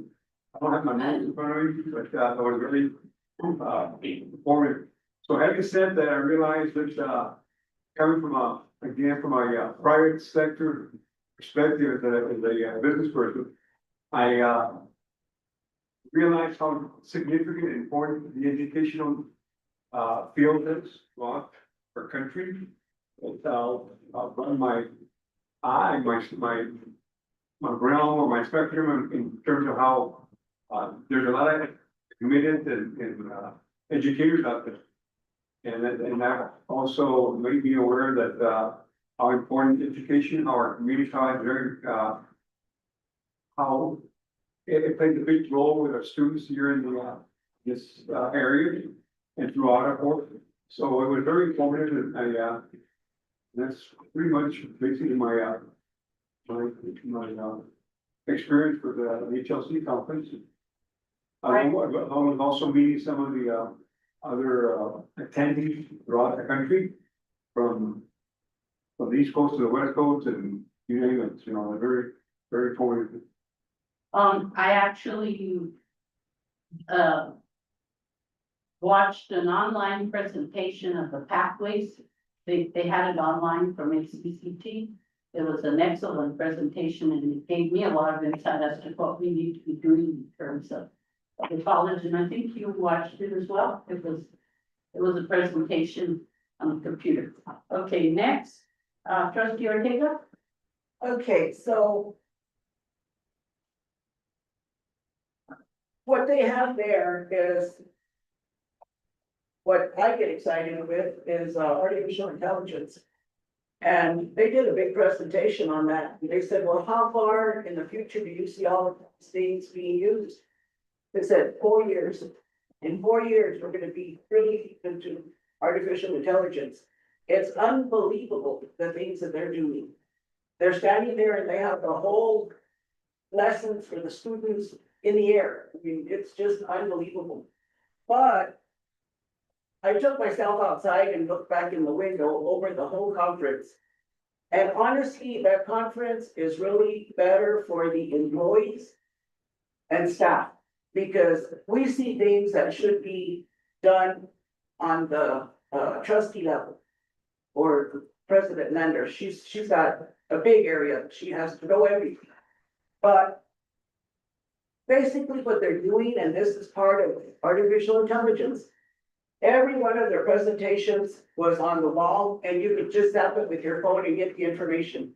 So they basically provide us entities that we can go into if we need the HLC Academy. We have student success academies. We have learning resources. We can go to a company and hire somebody to help us with the bookkeeping or whatever. They have all of these companies there. So really what that seminar is about is providing us with companies or areas that are in that field, only in that field. So we click on to those and we can learn whatever we want. If I was to repeat everything that we sat in on, which everything is interesting, it hits us one way or the other. But it would take 4 days, probably 4 lunches and 4 breakfasts to go through everything. But the thing is that I think it applies to wherever you're sitting, you find out how it applies to us. A lot of it doesn't. You know, you're talking about UNM college does not compare with UNM community college. They're a university, they have thousands of students, so what their criteria is totally different to ours. There is another Luna, where is it, in California? They have thousands of students. We don't have thousands of students. So that's where you have to kind of figure out what applies to us. It's very informing, but the main thing is they give you access to more information. That's really what they're doing there. If you want to pursue it, and as a matter of fact, I have the book right here, and everything they talked on, you can buzz on it with your phone and follow through and get more information.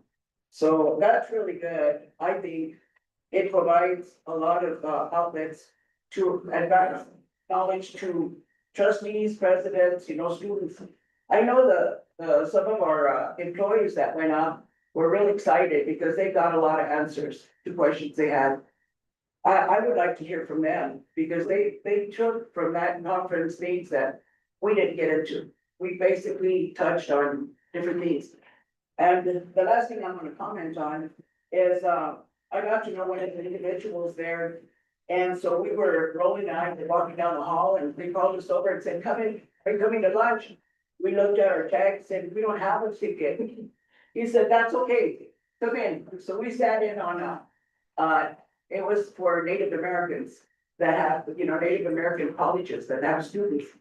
And it was very informing. It started off with all the things that, the president has done, the Indian nation. It's trying to wipe out most of their education.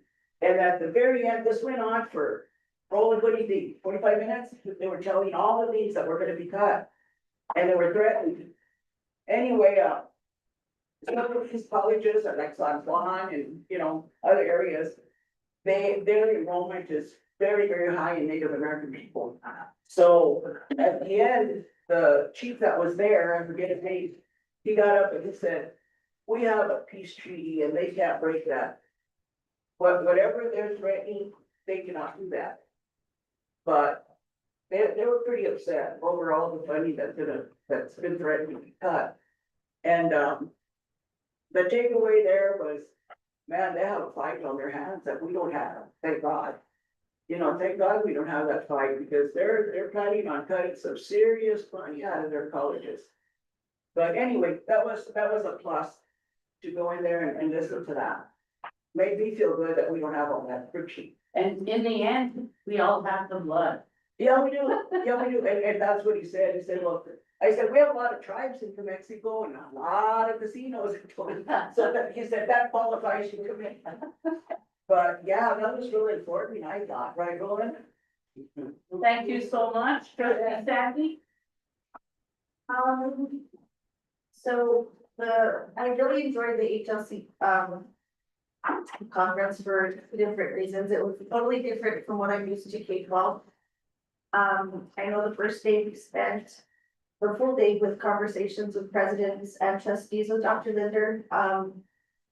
We spent time learning about dynamic credentials and the role for higher education leaders, preparing these resources, students for financial and economic mobilities. One that I thought was really, really good was the Washington update, where it gave updates on federal student loans, subsidized loans, grad plus loans, parent plus loans, loan limits, repayment plans, all the stuff like that that's been changing within Washington. After that, I chose the pathway of criteria for accreditation. Criterion 1, 2, 3, and 4. That's where I spent most of my time. I think that was really informing for me to understand what it takes for accreditation here at Luna. Even though the board just plays a little bit of a role in that, I was able to understand what responsibilities are on the staff for this accreditation. It also provided me the opportunity to take back. I know Dr. Romero and I spent some time. I had questions for her as to like, okay, who is our AOL? Who is this? Who does this? Who's responsible for all of these roles that are here at Luna? Because I am new. So it provided me a great insight for that. I think there's a lot to see at the HLC that really doesn't pertain so much to the board, but it's important for us to know how you as a staff function and what it means, for us and the difference of responsibilities. And I think that was, and also making, connections with other people from other universities that are in similar situations like we are at Luna. That was nice. I've been keeping in touch with a couple of people, from other colleges and, for ideas and different things like that. But I did learn a lot and I was grateful to have been able to attend. Thank you. Next item is the Zoom presentation by Diligent Community. Would we be able to have him maybe do a 10-minute instead of the 15? Mr. Fullerton? Hey there, can you hear me? Yes. Awesome. Yeah, I was actually gonna say it might even take 5, but I can definitely keep it to 10. Okay. Yes. Yes, of course. I appreciate you all squeezing me in. It's nice to meet everyone, but let me do this. Share my screen. Am I able to share my screen? Yes. says host disabled participant screen sharing.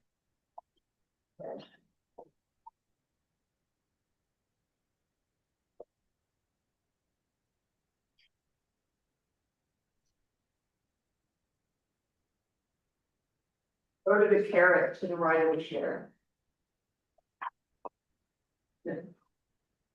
Right there.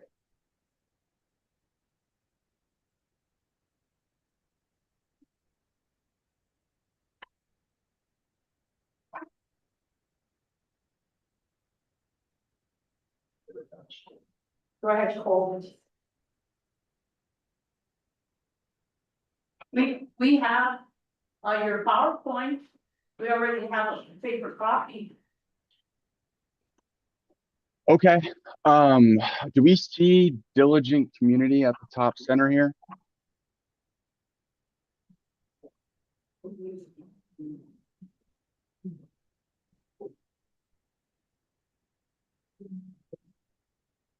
Can everyone see it okay? Yes, we can Yes. see you. Thank you so much. Awesome. Sorry about that. Okay, so really quickly, this is the pretty much board member side of diligent community. At the very beginning, my team and my onboarding team would be setting up your username, and then all you have to do is choose a password. This is a web-based application, so you can view it from your phone, tablet, laptop, however you want to see this agenda. And the whole purpose of Diligent Community is making it a little bit easier on everyone to access their agenda packets, old documents, attachments, everything like that. For example, this Luna Community College agenda was shared with me from the administrator. So their agenda was published. So now what I would do is log in, and I would have this screen right here. What I can do now is click this Luna Community College, and we'll see some options. I'm going to zoom in a little bit so everyone can see it better. But on the left-hand side, as a board member, I would see the agenda outline, and I can click anywhere I want on this agenda to bring me to that specific topic. For example, on 7, we see an attachment here. So I can pull up this attachment and I can go through it, and I can also highlight anything I wanted, underline, and I can also take notes on this attachment as well. When you take notes, where does it come out? It would show up on the agenda that I have. So I would see this little note sticky pad here, and I can click on this and it would take me to that note. I also have an option to just click here, and this would pull up all of my notes, and I can search my comments as well. I can also search the entire agenda. So if I wanted to search for budget, for example, this would search the entire agenda, all the attachments, and I would see one hit for budget.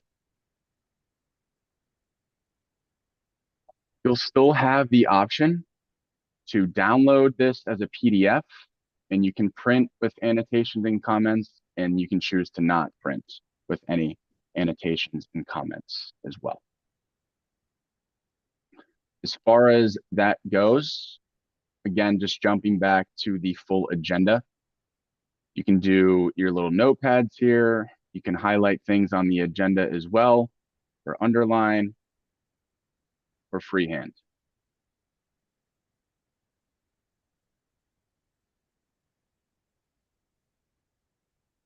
So once the meeting is taking place, you would log back in, tablet, iPad, laptop, phone. You would have your agenda pulled up with all of your notes, so you're prepared for the meeting. And then same thing goes. You would just follow along each part of the agenda.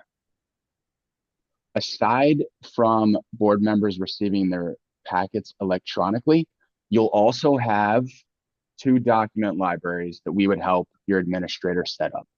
Those document libraries can be public, so everyone can see it, or just internal, so for the board members only. Again, this is my demo site, so you guys can set this up how you want, but you can also search within the internal side to pull up anything you wanted.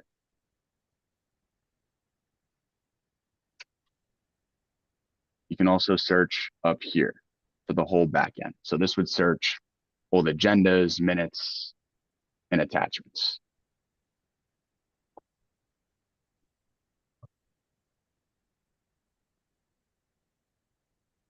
As I mentioned before, this is our upcoming meeting, but if you wanted to take a look at previous meetings, just hit this.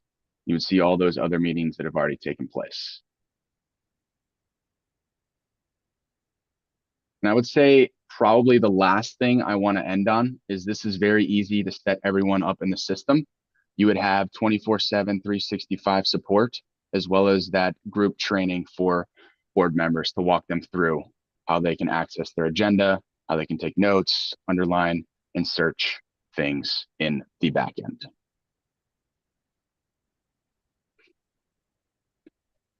Other than that, hopefully I didn't take the full 10 minutes, but was there any outstanding questions that I could maybe answer before?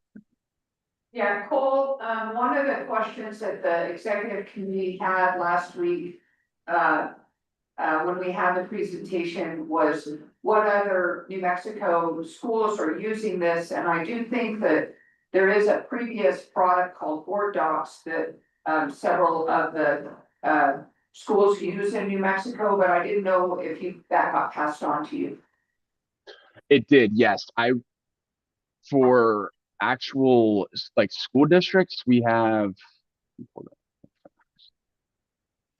I was actually going to show two California community colleges, just a little bit easier. We don't have any community colleges in New Mexico, but as far as school districts, we have Rio Rancho Public Schools, Santa Fe Public Schools, Albuquerque Public Schools, Taos Municipal Schools, Los Lunas Schools, Tularosa Municipal Schools, and then some cities and towns as well. You are correct that Diligent Community is an upgraded and updated version of Board Docs. Diligent Corporation bought Board Docs some time ago, as Board Docs is a legacy solution of, I think, roughly 25 years. So Diligent invested in a new solution, but pulled features from Board Docs. So the newest solution is Diligent Community, the one I just showed, but it is pretty much an upgraded version of Board Docs owned by the same parent company. Thank you. So I have one question or two. And I would imagine the rest of the board may have some as well. What kind of equipment will have to be purchased by Luna for the board to be able to utilize the program? That's a great question. There's no equipment needed on our end. If you already have a tablet or We have no computer, so I personally don't have a computer. So this is one of the things that we were looking at, was to try to decide before we purchased or provided new computers to the board. One of the questions that came up is whether it will work on it. Do we need to purchase a tablet? Does it need to be an iPad? Can it be another, does it need to be a PC, Android kind of tablet? Do people want laptops? What do they want? And so actually, it doesn't matter what, you could do it on anything. And so if, But what would be the requirements? Because I have a computer myself, if you could do it on your own computer as well. what would be the basic needs necessary? So is there, Cole, is there a certain operating system that if somebody was gonna use their own computer to log in, would they need a school issued device, or could they, what are the requirements in terms of, are there operating system requirements that you have to have Windows 11 or whatever that is?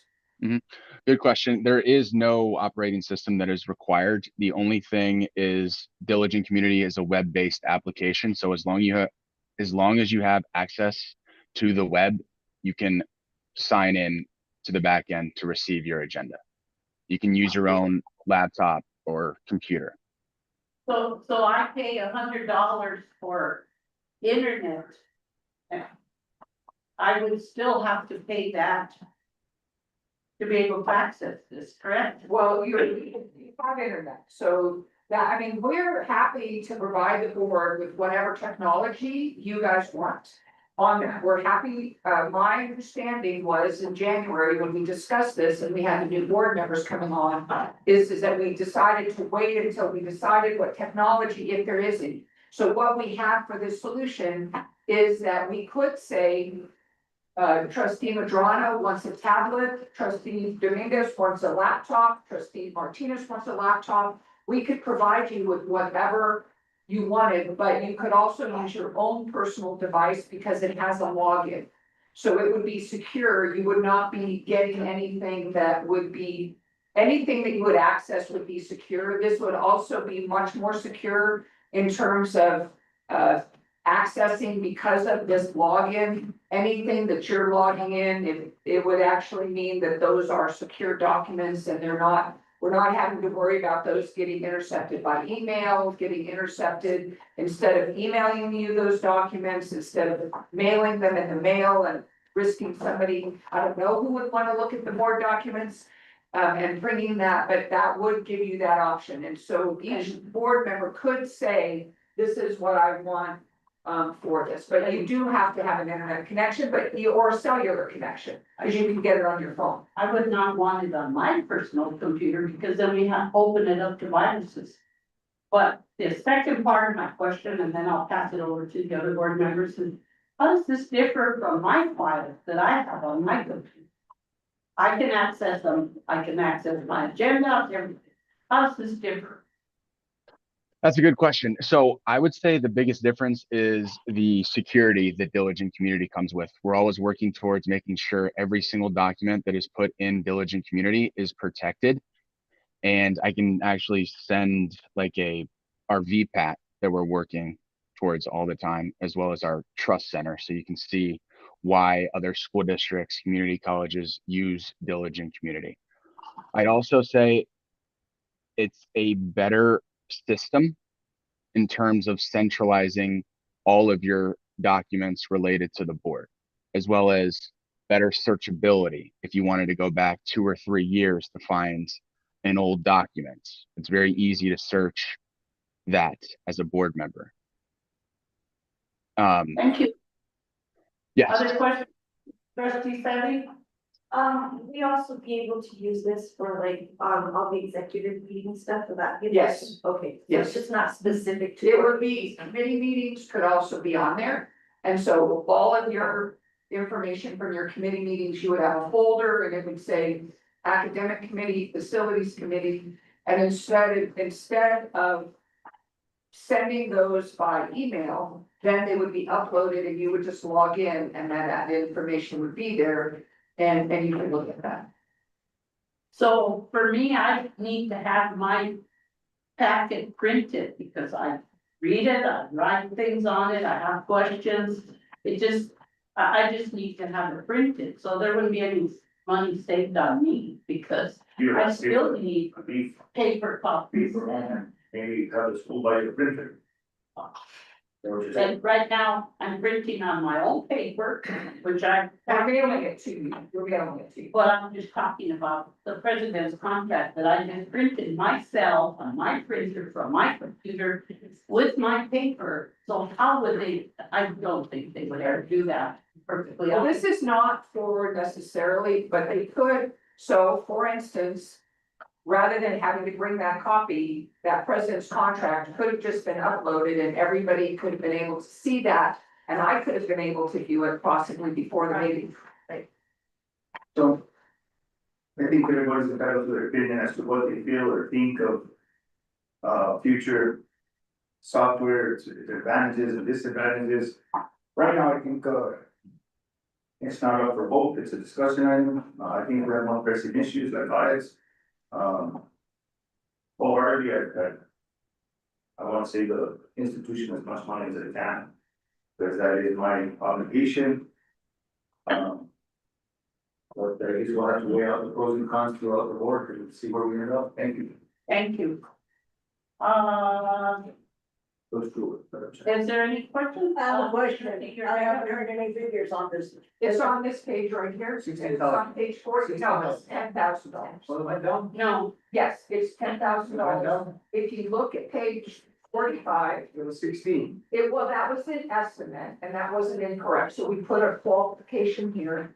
And the amount, it was my mistake last time, if you looked at the, when I'm saying an executive, that I didn't give you the cost. And so we corrected that in the memo that is on page 45. And so what we're looking at is an annually $10,000. And what's also in here is that we did do an estimate of the sort of overall costs of what it's costing us administratively right now. And that estimate, which is an estimate, was $13,000. so a live stream manager pro is not necessary? No.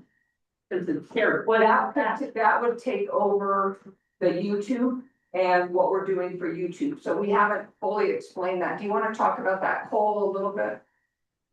Yes, the Live Stream Manager Pro is another add-on feature of Diligent Community that helps you stay in compliance with any state regulations as far as live streaming to the community. It would take over pretty much the whole live stream process, and there is capability for AI minutes as well. It's an easier way to have the community engaged if they ever want to go look at a specific board meeting and click to a specific topic, so they don't have to spend 3-4 hours through the whole meeting if they only want to see 3 or 4 items on an agenda. Thank you. Another question, trustee Sen? I just want to say that, when we all signed up to be board members, I think we all took responsibilities for, even though it's not a one size fits all. I think that we need to be receptive to each other. I prefer to have, things given to me digitally. I purchased this computer solely for Luna. Yes, it was an expense, but I'm not gonna sit here and complain about it because this is something that I signed up to do. So I'm not gonna sit here and complain, but I think it's not a one size fits all, but I think that working together and being able to recognize everybody's needs, I think it can be a good fit. I think we all need to understand that moving forward, we can't stay stagnant in the world of, paper copies and stuff. It is moving, we're moving forward. So with that being said, I think we just need to, everybody needs to just be open about, yes, everybody has individual needs, but we can't sit here and complain. I've done this, I've done that, I've done this. We just have to work together and move forward. Thank you. A couple other questions, Mr. Bulletin. Live stream essentials is how much additional? 4,500. And what about live stream manager pro? That's what we're talking. Well, there's 3 levels. Mhm. What The about the live stream manager plus? Does that mean we get rid of Akira and the IT director? They don't know to attend the meeting? So does that replace them? No, IT cannot be replaced. No, I'm not saying, does that mean they don't have to come to the meetings no more, Madam Chair? That's a valid We question. still have to have somebody that is managing the meetings. And Jeff Galvin comes because he's part of my leadership team and he comes to these meetings. Thank you. So my question again, Mr. Fullerton, live stream plus how much additional? The Live Stream Manager Plus is $6,175. That is instead of Live Stream Manager Pro. And live stream essentials? That is 1,200. Okay, thank you. Other questions? Trustee Ortega, did you have another question? I forgot. That sounds like the rest of us, if we don't act right away, we forget. I'm kind of, stating about, Madam Chair.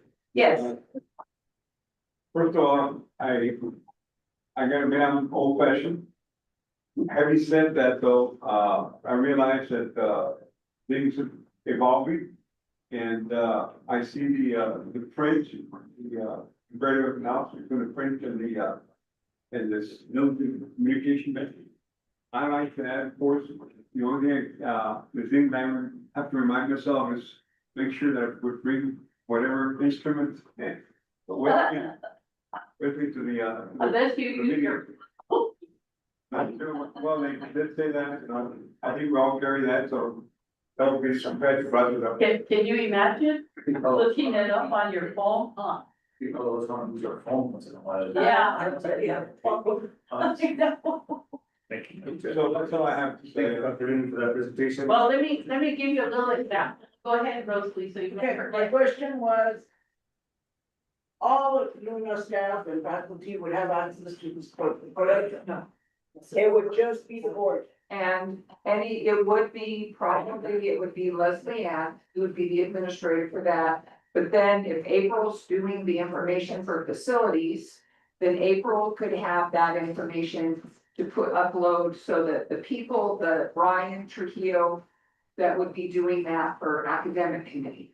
And so, but it would be, no, there is a public facing piece that all of our public documents would be on. And so instead of right now, when you go to the public page of Luna of the board, there is minutes and notices and agendas that would be replaced on a public view, and that would be fully searchable. So what we have right now is if we're trying to go back and find, so if Michael was trying to go back and find what meeting did something get passed, and looking at that, he could just say dual credit, give me all the meetings that dealt with dual credit, and it would be able to pull those up. So there's a public facing, but what you would log into would be completely private. And only Leslie would have for the board, and then Ryan and April would, and Jessica would have for the committees. Dr. Shields could upload or. Oh, yeah, Dr. Shields could upload or whatever, those committee things for that. And we would be able to upload it, it's like. Oh. So we would look at those permissions and see about that. And so I don't 100% know, Cole, the question was, could a board member upload a document? No. Not unless you had them set up as a staff member. So they would have to be a staff member and a board member for them to not only receive access to their board packet, but to upload a document to the agenda as well. Okay, thank you. But that is a possibility. So just, sometime back, Leslie Garcia asked me if I could find some minutes that she didn't have notes for.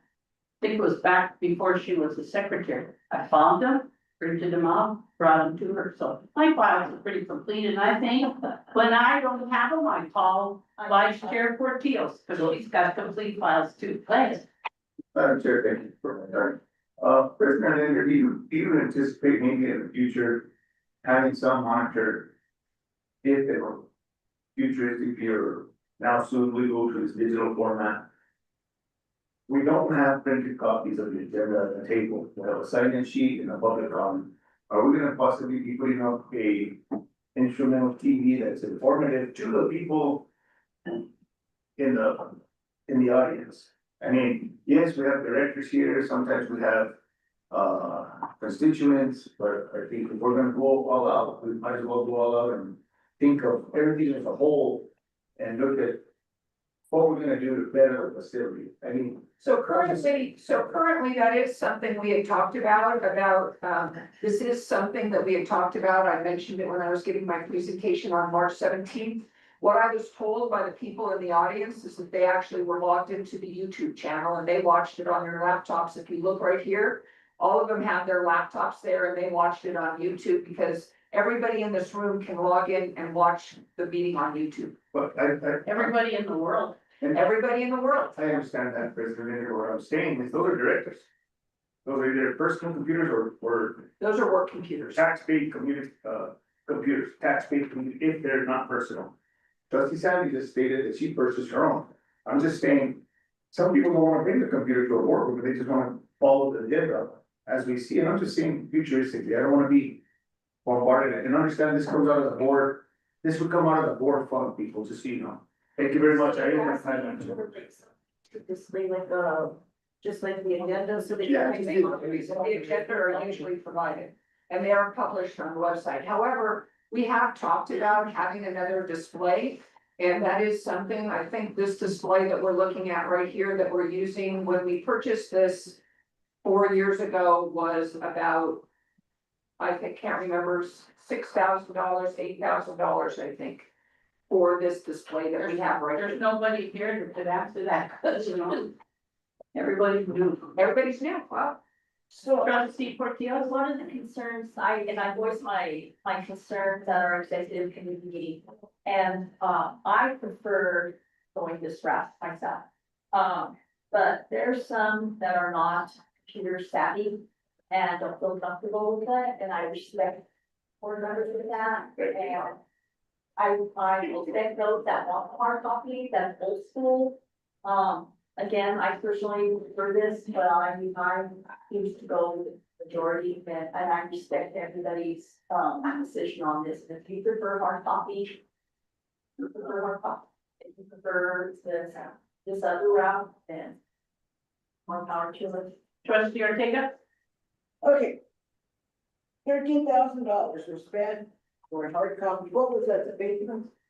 so if you look at page 45, what we did on this is that we said about $3,500 was printing paper and postage. Administrative labor, we estimated Leslie's time for, and so right now, it is about 240 hours annually that she spends putting together and also, that's just Leslie, that's not talking, this is just for the board meeting. And so we estimated that would go down to about $1,800. And so, so when we're looking at that, when we said 13,100, a lot of that was also time of Leslie for putting together the packets, putting together the board reports, emailing back and forth when people are putting together. It's not just what you guys receive. Well, it is what you receive, but there's a lot of work that goes into putting together all of these materials. And so if we're having them in one place and then how she goes and puts it on the website, what we're doing with this. And again, I agree, definitely, we have had a lot of changes in administration. And it is nice to have hard copies and it's nice to be able to go back and look at that. But once we have this in place right now, and Leslie since she's been there, she's been posting our website. She has a hard copy record and she has an electronic record of everything that has happened. So she has kept a hard copy and electronic copy. Just because we would go to this, if you requested a hard copy during the meeting, we could provide you a hard copy during the meeting.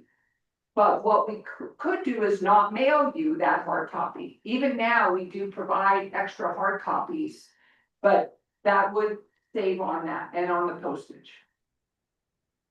How different would that be from what she does now? She emails the packet to us. She wouldn't be mailing it to us, then we would have to print.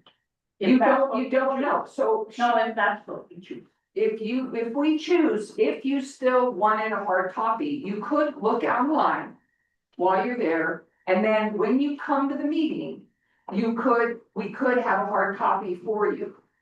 And so we could still do this. And so just administratively, I don't want to take the time right now to go through it, but if you want Leslie to sort of spend a little bit of time of what she does with this meeting and where that time would be saved. And you know, whether, How is it different from Cheryl, from April, from? I'm not saying it is. I'm not saying it is. I'm not saying it is. I'm not saying it's any different, but what I will tell, I'm not saying it's any different. I'm saying any board secretary has had to do this process. I'm not saying Leslie is any different than anybody else. What I'm saying is board secretaries have done this and other boards have gone to this because it saved a lot of time for the board secretary. And just administratively, and also to be able to be searchable is a huge thing. To have a searchable list of all the minutes would save a lot of time. I've gone back and looked at minutes many times, and I have to go into every single minute and look at it. And it's not searchable on the web. Word search, I do word searches on mine. You do it on, not what's posted on the website. No, on the minutes and things that I have on my. Of course you can, of course. What I'm saying is, this is a way to have a record going forward so that in 10 years, 5 years, 1 year, when did we do this? Michael had a question just yesterday about something of trying to find minutes. And again, it isn't, every board secretary has to do this. This is just something that we're looking at, that this would be a way to put all the documents in one area, and you would also then have it, and you can keep those records if you have a hard copy. Some people, have those records. For me, I don't keep records of all the minutes. I keep them electronically, but Leslie does have a hard copy, and she has an electronic copy of everything that she's done since she started. Yes. We went back and looked at Cheryl Yada's computer, we went back and looked at Amanda Lucero's computer, we went back and looked at April Morrow's computer. And they deleted all their stuff. Oh. I'm just telling you. Oh, shoot. Okay, go ahead. One And comment. Trustee McDonald. Whenever these minutes are, I'm comparing one to the others. Whoever does the minutes for the committee meetings, let's say. Don't they sit at the computer, put it together and fix it, whatever it is in the computer, and then they just make a copy of it, final form. So it's in the computer before it is printed. Right, every individual minutes, whether it's the regular meeting, special meeting, whatever. Yeah. So whatever Leslie puts together for our agenda is on her computer, then she just prints it. So she still has to go into the computer and put this together, whether it's electronic or physical. Absolutely. So the hours, to me, don't seem like they would change that much. It's going to the copier and stapling together. I understand that. But So right now, the way that we get board reports, the amount of stuff that we do via email. So right now, Leslie sends out to every director, so does Dr. Romero, so does Dr. Shields. And they then manually, those things are put together. Leslie has to go into the computer, she needs to pull it out. If she could save that time, and I don't want to, I think that what I want to hear from the board is really, it isn't about the amount of money. This is a minor amount of money, really, when you're looking at the cost, overall costs, and looking at our budget. Compared to Protiviti, it's a small amount. But really what we want to try to do is have better record keeping. And really try to cut down on some of the paper that we are doing. And so several people have many times said, why are you printing that on single-sided? Why are you printing it here? We are looking at overall what would be a sustainable option for this. But bottom line, if this is, so there are a lot of advantages from an institutional record standpoint that would be beneficial. However, really, we could do this whole thing and we could still do it in there, we could print out and we could mail it to you and not do that. It would still give us that record keeping and that log, and from the public facing, it would give us a place that people that go on our website, if they wanted to quickly search for what was covered, they would have the ability to look and find that. And so our current website, in terms of our board records, they're there, you can find them. However, they are not searchable on the web the way they are. Thank you. I have one thing, Madam Chair, whenever I get an opportunity. Trustee McDonald? Well, just wanted to ask one, I got one question. Of course, I agree with from an economic perspective. I see that we mentioned the administrative inventory in 48 hours, that's a lot because of the increase that we have to do. And that's a form of that. My other question is, can we, if this was in place, can we as a board of trustees, trustees, can we communicate with each other within the program? Or hopefully not? That's violating. Hopefully not. Okay, well, Hopefully not. No, and what Cole showed us in terms of taking notes, so say you use that and highlighted and you took that That's only on your copy. This is not a board communication plan. This is really, but, and so if you made notes on there and said, I wanna ask about this, I wanna highlight this, that would just be you. It would not be on, and nobody else could see what you had looked at. Thank you. I have a question. Yes. Mr. Bulletin, are you still there? Yes.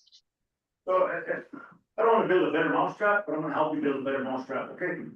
So, from a constituent and a taxpayer, why, you're still having somebody upload information, why aren't you using a transcriber or a voice automated system, Google Docs, Whisper, Red, any of those particular to be able to speak and transcribe and implementation to do that? Cause you're only doing one part of the hamster wheel, not all. So if you put something in a Transcriber. where's the transcriber, and then that would make sense. Trustee Ortega just stated that she still has to implement it into the computer, it would be better to be voice spoken or transcribed than without upload. Simple, I mean, we can put a man on the moon, but we can't. The answer, the button is still there, I'm just a little dumbfounded that it's only a partial software, not a complete software, that's all. Cole, do you wanna talk about the minute transcriber? Yes. So the only thing that I can really talk about is that the AI minutes are generative. That would require a different team to kind of get into the details of the AI minutes part of live stream. That's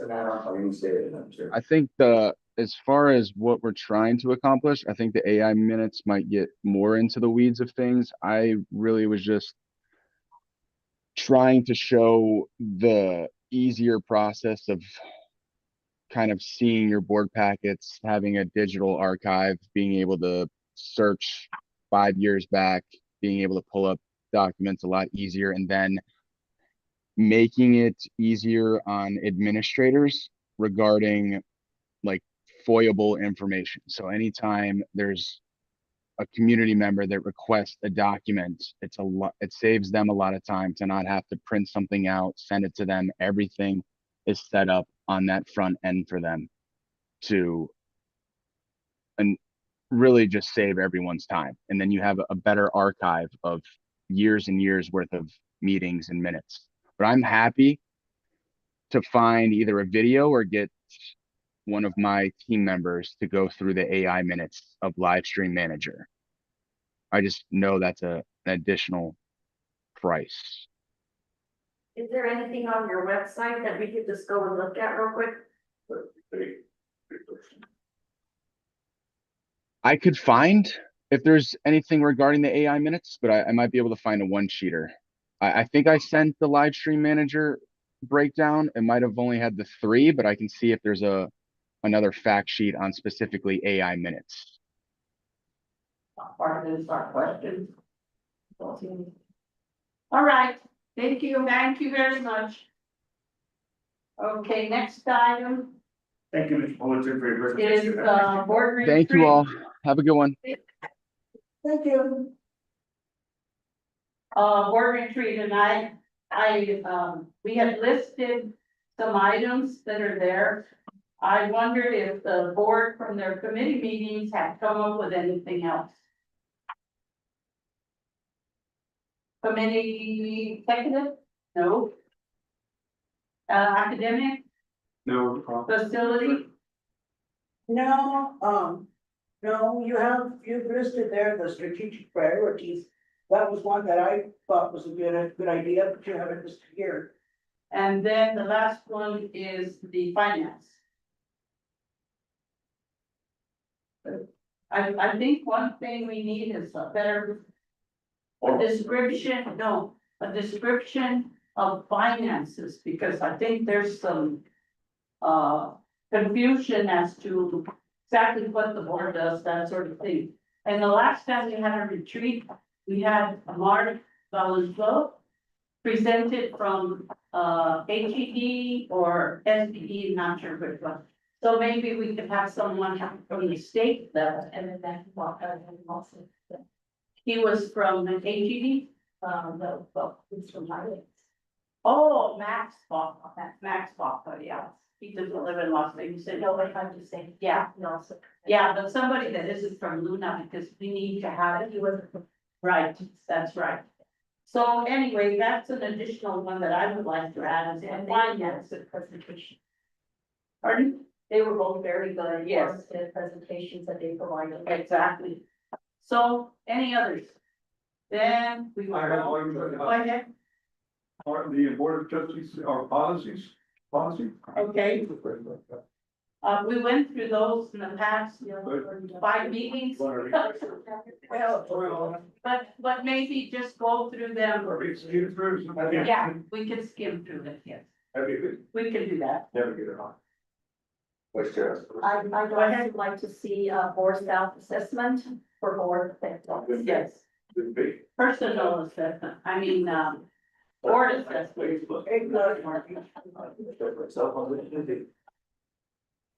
And then we can do constructive criticism. Okay.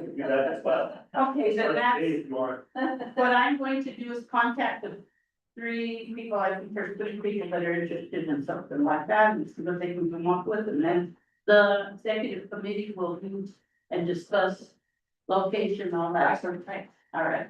Next item, discussion, action, president's evaluation topics, and I think we need to table the action part, because I don't know if everybody has evaluation topics other than the ones that were provided in the original evaluation and the last evaluation. So if you have any, you pass them down. And if not, then I need a motion to table. I'll make a motion to table, discussion, action, president's evaluation topics. I'll second it. That's the second in the list, I promise. Okay, and, roll call. No other discussion?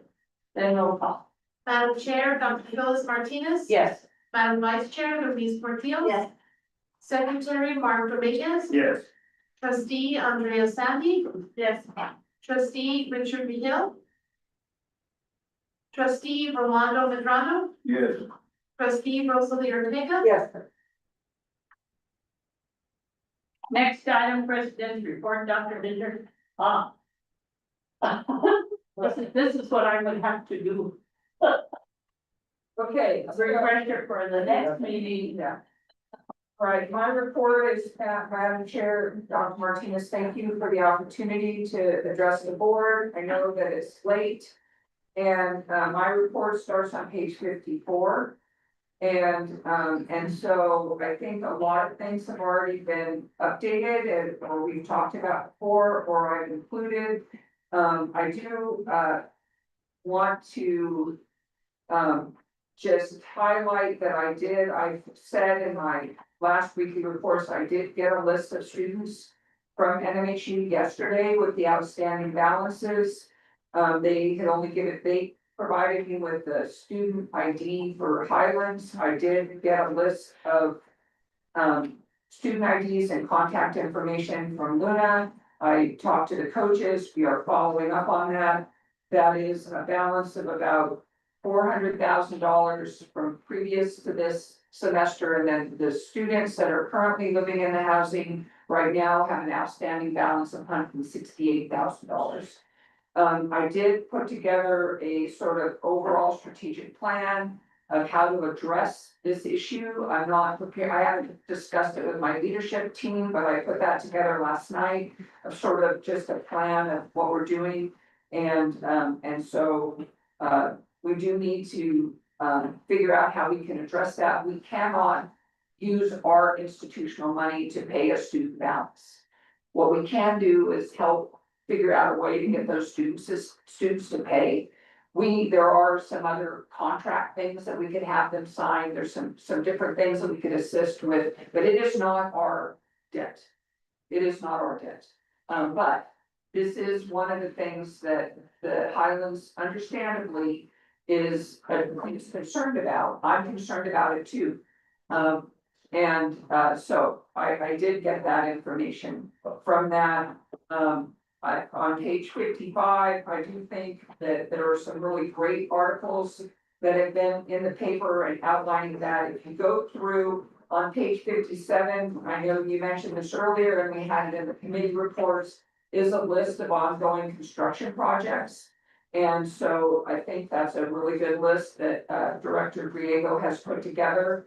And again, thank you for presenting the HLC, your insights from HLC. This is something that we're doing at campus-wide meeting this afternoon, is that the people that attended the HLC and the people that attended the HEB Tech Summit are going to be giving a report out at the campus-wide this afternoon. And so, and then we'll have a follow-up. We have decided in terms of preparing for the HLC comprehensive visit. I too also attended all of those. Well, there's new criteria. Instead of 6 criteria, there's now 6 criteria, there's now 4, plus a federal compliance piece. And so we're going to be talking about that. And the other thing is that we do have several action items. And so if you, but I'll take any questions you might have on my report. I just have a comment is the facilities, the ongoing construction projects is the reversion dates, and those are so close to the present. This other one is, well, it's April 2026, so hopefully that will be finished. But anyway, that's just a note, and I'm sure that you're cognizant of that and that will work very hard to make sure that we don't have to give anyone back. So you can always apply for an extension, I know that, but I don't really want to be doing that. sometimes they don't give it. No, sometimes Trustee they don't. Sandy?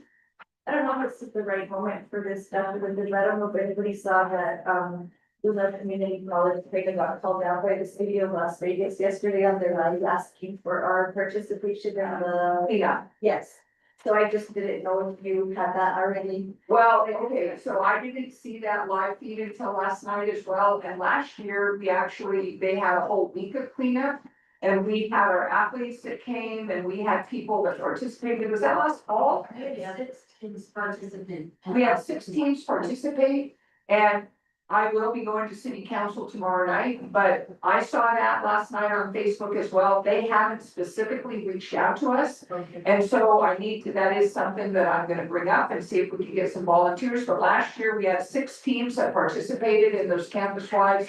We had the highest participation of any other organization in town. And so, of course, we want to do that. And, you know, the city manager could have contacted me ahead of time. So seeing it on Facebook at, you know, whatever, 10 o'clock at night, I haven't had a chance to do anything about that. But they are having a cleanup on the Riverwalk this weekend. So that was a mistake on their part. And I didn't know, I just said something. They have not reached out to me prior to that, but they previously did reach out to us and we did get people there, and so we'll see what we can do. Is that Saturday and Sunday? No, just Saturday. Right? It's not right, it's not- Oh, it's the 18th. I thought it was the 18th. Could be wrong. I might have been wrong.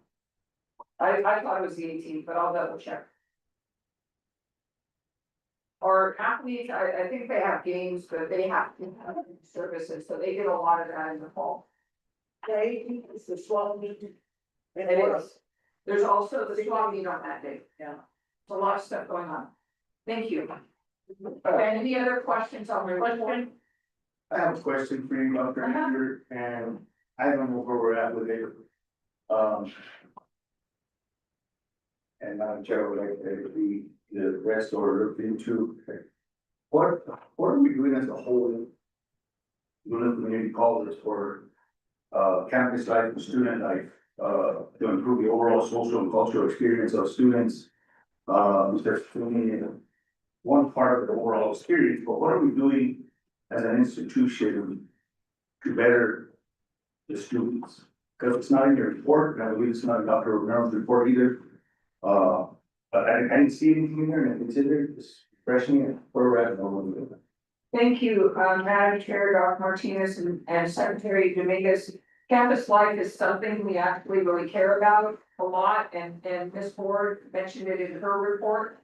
And so, Mary Frances Bibb is in charge of both student government and campus life.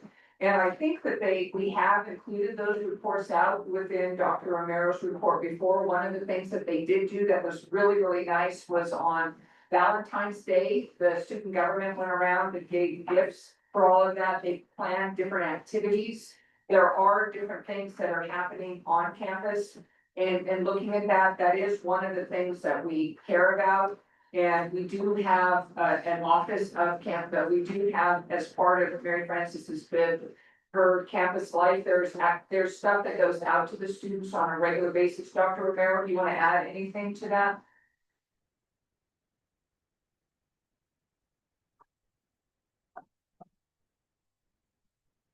Thank you, Madam Chair, trustees, President Linder. We are having an actual engaged focus on campus life to be able to transition how things have been happening or not happening here. So, as Dr. Linder said, we've been upgrading with regards to what we're doing with Mary Francis and putting a little bit more focus in terms of what the student experience is gonna look like, to not just be the academic experience, right? And so some of that has been the engagement that she has with student government, some of the work that she's been working on with EVP Montoya as well, and I'll defer to him and allow him to add anything that I've missed. But we're really trying to take an intentional look and evaluation about what campus life looks like here right now. But we're not necessarily saying that we're not doing anything with campus life. I think what we wanna do, and we wanna be intentional about the campus life activities that we have and make those meaningful to report those out when the time comes. Mr. Montoya, anything else to add? Dr. Romero, will there be any pre-planned trips, taking students that wanna go or to take them somewhere with the buses that we have, and one of our buses that we're coming with, to engage in this part of the campus life, student life experience, will be, I don't know, I know some, we don't have dorms or some students stay here to be able to do that. But, I mean, a pre-planned trip to be able to take some students somewhere to do something, I mean, whether it be a hike, like Sands, something in New Mexico, maybe the Chat Trail, maybe, I don't know. Something that you guys feel is pertaining to student life. Thank you for that question, trustee Dominguez. Nothing is off the table. So we are still exploring all of the various options that would be available to us, including our transportation, right? So number one, we want to make sure we have reliable transportation, and we're working through those things with the motor pool for availability and all of the other things, but nothing is taken off the table. We are open and trying to expand whatever that campus life looks like, understanding too that we're gonna have students on campus for housing and being able to support them, to support that, what that life looks like outside of just going to class and doing the regular things and eating and all of that, but just allowing for them to also have some sort of social capacity while they're here. Just because I believe right now, President Mayor, correct me if I'm wrong, we don't have that, we would budget for recreational stuff there. Right now, we don't. Yeah, so that maybe, But we do have for the medical and mental. no, that's our own. We don't have to tell you with pilot. That's our own, right? Not We really. pay for medical and time we can. That's better. But yeah, okay, thank you. It's not a direction in any matter. Dr. Romero has a question pertaining to the student, and I would look futuristically to support that in any way, shape, or form that I can as one member of the board. Thank you very much. I appreciate it. Thank you. Don't look at that, don't look at that. Don't look at that, there's a line up. 6'9", 5'9", 6'1", or 6'3" now. He's a tall dream dog, yes. All right. There's much. Any other questions? So I have this question. Thank you. If you look at page 60, there is a memo. This was discussed at facilities as well as executive. Matt, you're leaving now? Always opening the door. I'm like, you've been here the whole time and now, okay, no worries. So, anyway, if you look at page 60 is a memorandum. And there was some questions at the committee meetings last week about what the cost of an energy audit would be. And so we added that to a budget right here. There was a question, so that was what we're estimating is about 140,000. What we're talking about is putting it out, that is an estimate. And there was also a question of how we would be procuring that. That was a question that came up at committee meetings. And so if you look at the top of page 61, what we did add from, based on the communications from the committee, is to do this through a request for proposal process, and not use the state contract. A state contract is a competitive process because people put in bids and they have to put it in through a competitive process on the state pricing agreement already. But the request that came from the committee meetings was that you requested that we put it out for a request for proposal. And so again, this is something that an energy audit was done in 2019. And we did not get access to that data. And so we are requesting now to say, is the board willing to put the funds forward and actually have a energy audit conducted at this time? This is 2019. Well, maybe it started in 2017, 2018, maybe, Matt. And then the results were available in 2019. And the board at that time felt that they were tied to investing a significant amount of money into improving our process. And so one of the things that Director Griego talked about at facilities last week is that when we go to capital outlay, and this question is gonna come up again when we go for housing, is, okay, have you done an energy audit? What are your utility costs? Last week, I was in a meeting with Superintendent Sandoval, and they actually are switching over to a lot of solar. And if the school systems, because of their utility costs, and Teresa, I don't remember, we increased our utility costs for the next year's budget. They are significant. And so if there's other ways that we can reduce our costs and look at this, that's something that we're interested in looking at. And this is not, what we have done is replace some HVACs that were critical because of hail damage, because of geo bond money that we have gotten. But we've done it based on the master plan. The master plan, there was a question last week, the master plan is 22 to 27. And so it is a 5-year plan. We do need to update the master plan within the next, so we have to have a new plan by 2028 for the master plan. For HLC also. Yep. And so that did not include an energy audit. It did give us an overall assessment of every single building and the condition of every single building, which almost every one of our buildings is very low. But when we've gone for funding for the state for geo bond or capital improvements, we have used that master plan. But when we go to the capital outlay committee, they want to know why we haven't done this energy audit. So my question is, we're gonna put out an RFP, but is that amount of money gonna be listed on the RFP? No, Okay, we don't. thank you. No, but there was a question last week about how much it was gonna cost, and so this was the estimate. I think we asked. Yes, and so this was an estimate, and no, we don't put that in the RFP. Thank you. Any other questions from the board? I think Dr. Ender touched on it in the question. We're done 2019 of facilities master plans from 22 to 27. Mr. Grego and Dr. Ender, if you can touch base, since this is your request.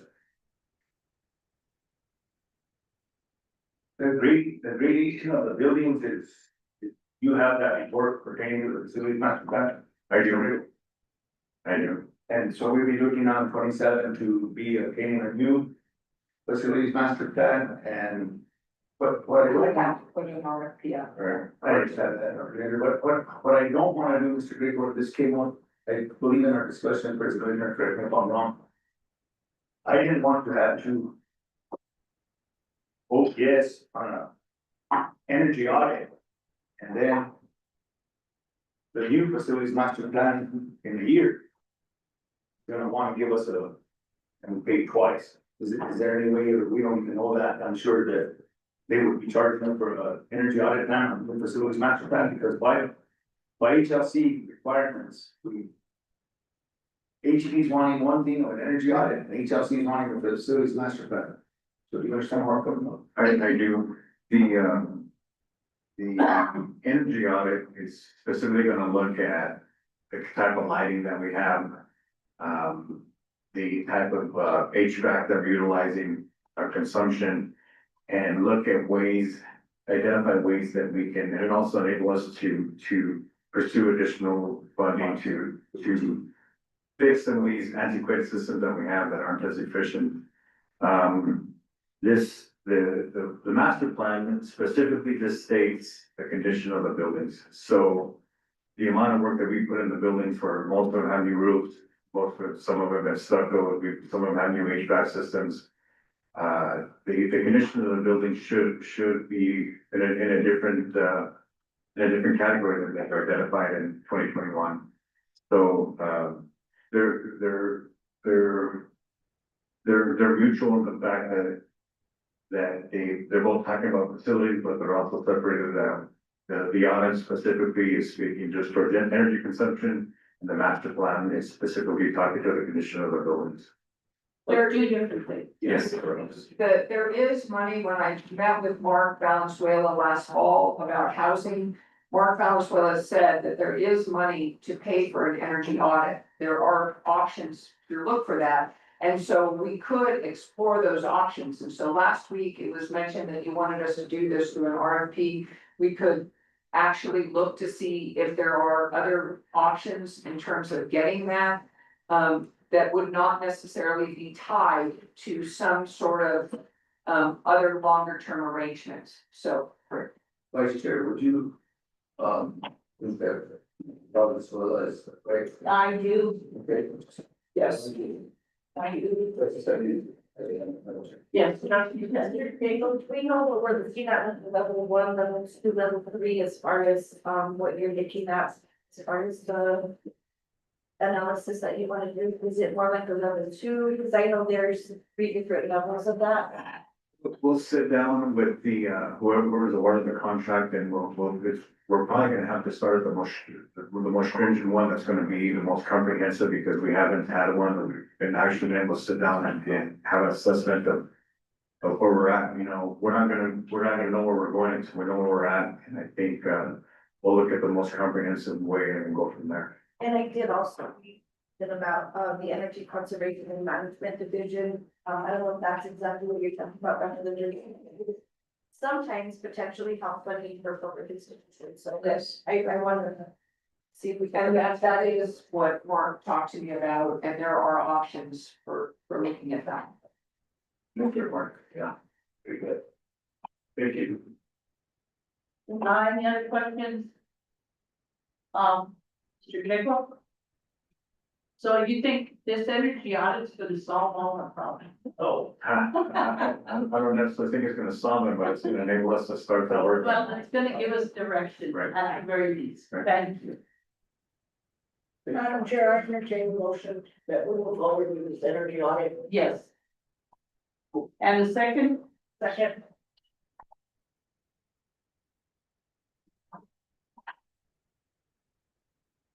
And, any other discussion? If not, roll call. Thank you, Mr. Green. Thank you. Madam Chair, Dr. Phyllis Martinez, Yes. Madam Vice Chair, Louise Portillo. Yeah. Secretary, Mark Rodriguez. Yes. Trustee, Andrea Sandy. Yes. Trustee, Richard Beadle. Trustee, Rolando Medrano. Yes. Trustee, Rosalie Ortega. Yes. So just an FYI, probably 2 months, 3 months?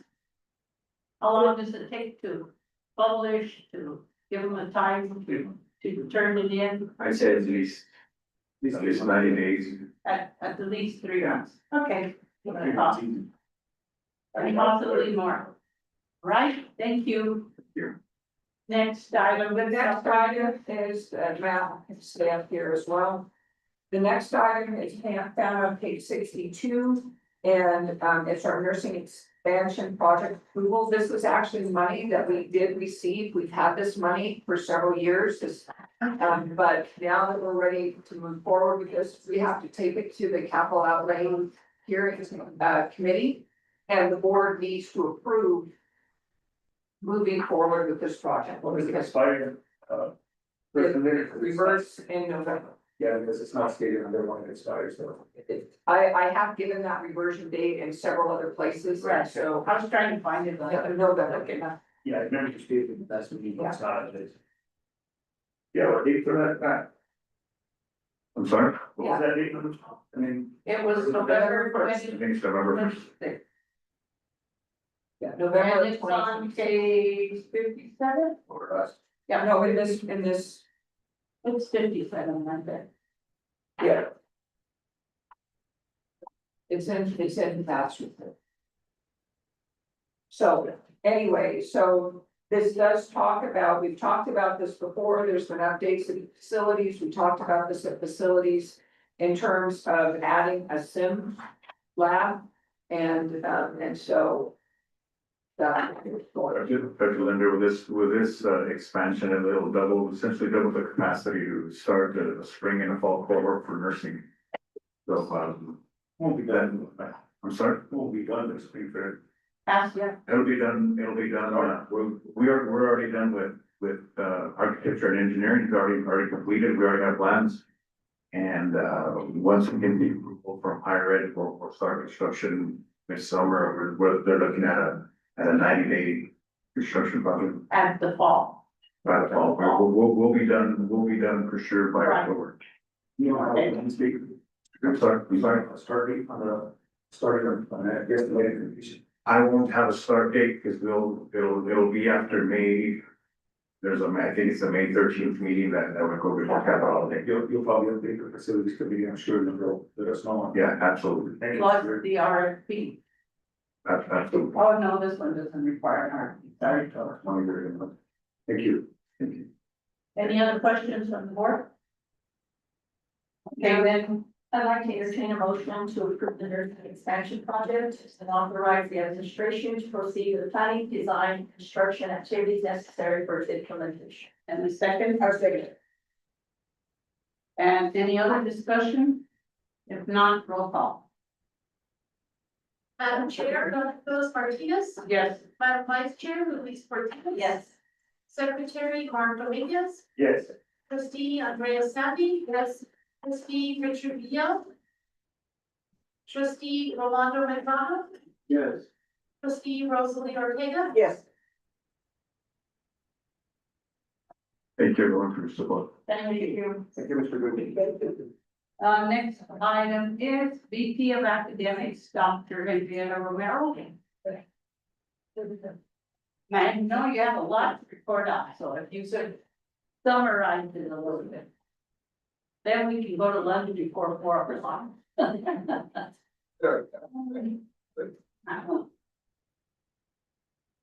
you, Madam Chair, members of the board. You do have my report and I'm happy to stand for questions if there's anything further that you would like for me to cover. Are there any specific questions for Dr. Romero on any of the items that she has presented on?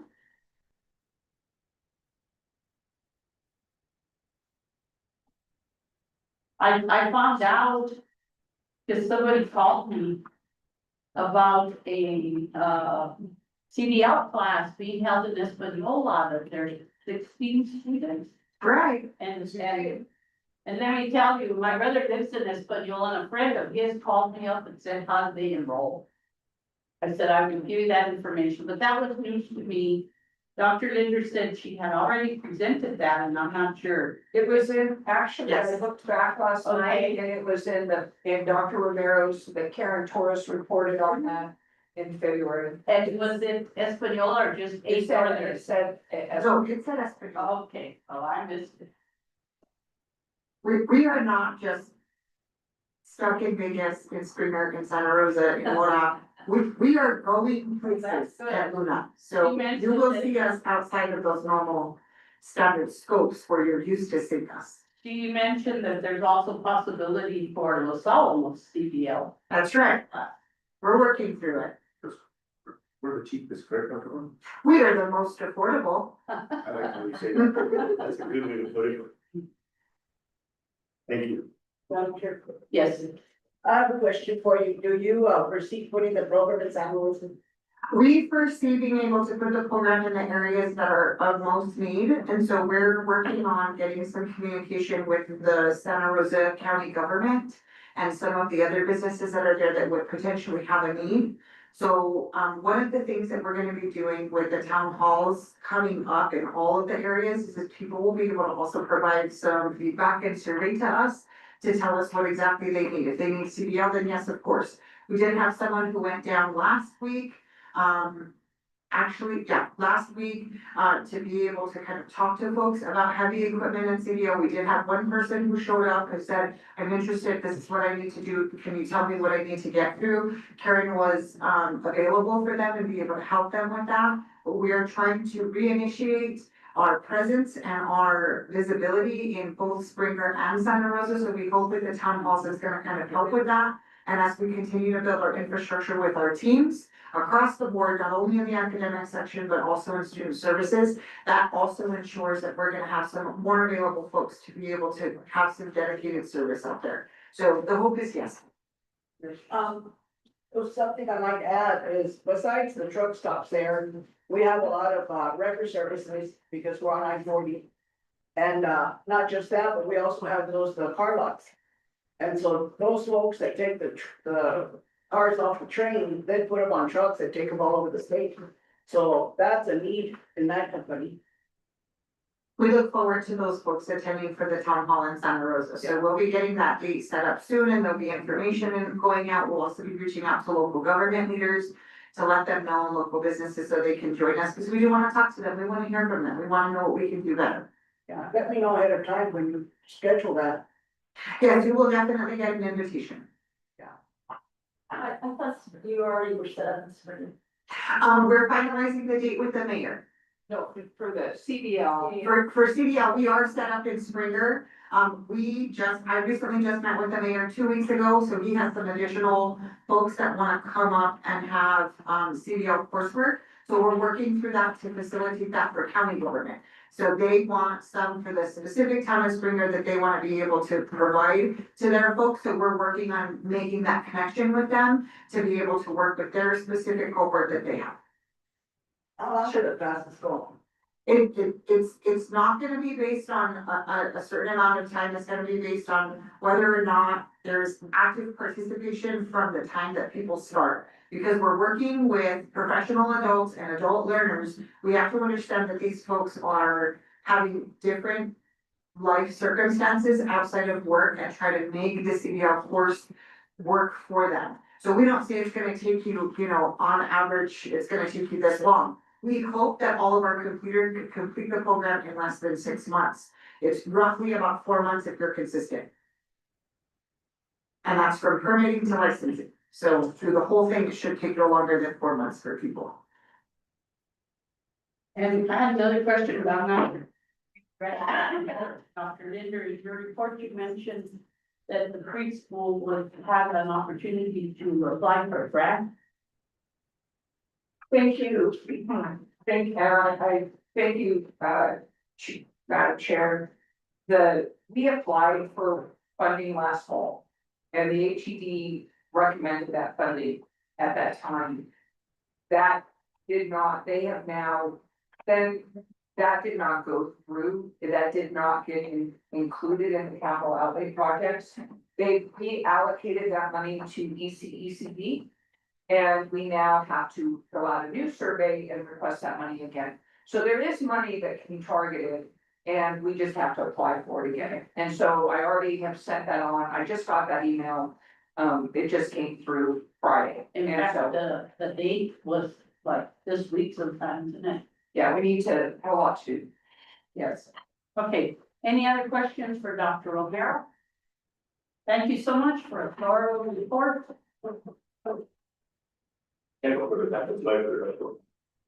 You're welcome. Looking forward to next meeting. No, it's gonna be short. Okay, Dr. Shields, I thought about moving you up. Not sure, maybe we need to. Maybe we need to look at that. I like getting moved up. Hey, you're right. The change is you guys are. Oh, no, but we can't have that policy, Louise, the policy. Sanitary. So I guess, well, after the fact. I'm doing well. How are you? What page are we on here? We're on Saturday. 70.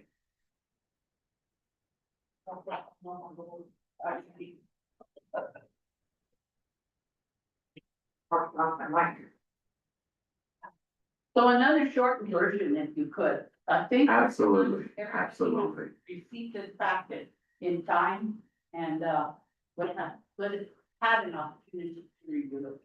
And also, Chairman Dominguez has also did a good review of the report from the, Finance Committee meeting. What I would like to say is that the college at this junction is performing very well. We are very close to on target with our revenues. We're at 73%, and of course, you're looking at 3/4 at 75. And of course, as it was explained earlier, we're at just 52% on our expenses. Now, I don't expect that to stay that low because we're getting ready to go in the fourth quarter. And I'm sure a lot more expenses and that percentage will go up. However, my staff is monitoring very, very closely all the expenses. We have explained to the rest of the campus, who has also cooperated very well with us in making sure that we stay in compliance in most of our cost centers and revenue expenses.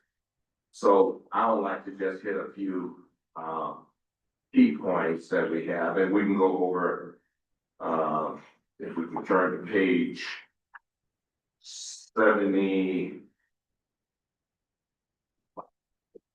72, and I'll share with you very quickly what you have in the bank. I'm sure that's normally something that you really want to know about.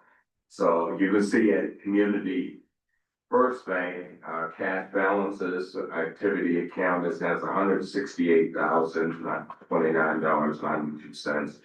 General account has $3,186,527.50. And payroll account is $632,985.57. And investments, you have the core amount of investment at $2 million. And you can see that we've had a total accrued interest since it's been in of $16,719.47. So the total amount of cash of investment at the Community First Bank and balances is $6,004,262.46. As we go towards Southwest, we have a general account of $1,066,000. And investments, we have another $1,000,000. And that has just recent investment, but it is have turned in, and we've earned in a month there of accrued interest of $890. So we have a total of $2,066,890 with Southwest. So we have a total consolidated cash position of $8,071,152.46. Yes, sir. Chair, this investment account started prior to January. When did they start this one? Which one? Community First, I apologize. Yeah, that one goes back, to starting in December or January. January, correct? Yes, yes. So we accrued 16,000 or 2 million And about 3 months, 3 months. yes. It's a pretty good return on. Pardon? Pretty good return on investment in it. Yes, sir. And it goes straight to our cash account. And Why don't they give us 3.7? Well, why are they giving us 3.45? The difference is the time, right? No, that's right. The timing period of investment You know, we got through, that was 3.4. It was a little higher initially when we first started out, but, you know, timing going through our process, which I fully understand, it was a change and it started dropping a little bit. And of course, we had a change in time period. You know, one we did 6 months, another one we did over a year. Perfect, thank you, Susan. Yes, sir. The Derrick one is the one that paid us $400. Well, no, that just started. Remember that we that just did that last month. Yeah. Before you go, because you weren't getting any. That's correct. We were getting close to zero. Thank you, I mean, not your time, but your experience. Thank you very much. You're more than welcome, sir. Now, if we would like to go to, if there's any questions regarding any other parts of our operation, whether it was payroll or student accounts, I'll be more than glad to address anything, or if you'd like me to go through anything particular. I have a question. When Yes, you explain the major overspends, Yes, anyone is fine, the 348,000. which overspend in particular that, Well, any. which page? 74. 74. All right. The first bullet, I don't know. Yeah, the middle page, the first bullet. Okay, we have some, Yeah, please, 74. 74. All right, conversely, some areas are large budgets, so the main campus part. Understand, I was just clarifying, it was unrestricted, I'm sorry, I was looking unrestricted on the page. Two variants, Sorry. These are underspend where, The first one. oh, you want the, okay, major overspend. All right. Well, we have some, the financial aid services, you know what that is, attain, is, the reason for that, being an overspend. The bookstore, that one was probably one that we should probably had, readjusted, the amount that it should have been spent on that. Sometimes you get the projections that you put in for a particular area is not sufficient for, the operation of the year. As things change, you know, you may add a new program, something of the sort, and it can cause where the expenditures would be more during the year, which you did not know at the time, maybe 6 months previously, that opportunity may were presented to the college. So where do you pull it from to cover you, when you've overspent, 264,000, let's say athletics, use more gas, more expensive. So where do you pull from so you can? We pull from other different areas that, you know, have, that is not, you know, have plenty of money in their particular area. So that one may have been projected where we gave them more money than that's actually needed. So therefore, we can take money from that area. You see right now that we have at 52% that expenditure. So there are different areas that, you know, are, we can easily take money from another particular area. There, in other words, it's called contingency. I just want to clarify that athletics has a separate budget. They get separate funding specifically through RPSP, about $510,000, $504,000. So the softball cost account is overspent, but they have not overexpended. They only have a certain amount of money, so that's actually in a separate exhibit. We can't move other money, that is specifically, and so that account in softball is overspent, but we have money, there is money in the general accounting for that, and it's the same with the bookstore. We can't actually move those monies from different exhibits. I keep telling Sharice we should be able to do that, and she keeps telling me that we can't. And I want to say one other thing. unfortunately, the ones that have the highest percentage, they really got the smallest balances. They're not the large ones that have the major impact. So, I'm not overly concerned as the president has, presented, but it is something that we're definitely keeping our eye on. The Sanchez does a very good job of taking a look at it, because when I first came here, I had some concerns also the way we were, addressing them. But she assured me that she's on top of it. So far, I found that to be true. Trustee Secretary Dominguez. I think, just trustee letter. Dr. Dominguez, is that what you said? Trustee Dominguez. I think that the whole finance team as a whole has done a good job. Yeah, they have, they've given me the results that I requested. And I think back to trustee Otella's point, I want to clarify one thing and correct me if I'm wrong. So the board has previously approved a bar throughout the year. So the reason why you see the overspend is because you have one bar. So if you have a bar that gives, I guess what they're gonna spend through the year, and they overexpend, it doesn't come back to the board for approval, trustee Otella. It gets moved internally, and you don't see it. So the accountability of putting forth a budget and getting overspent.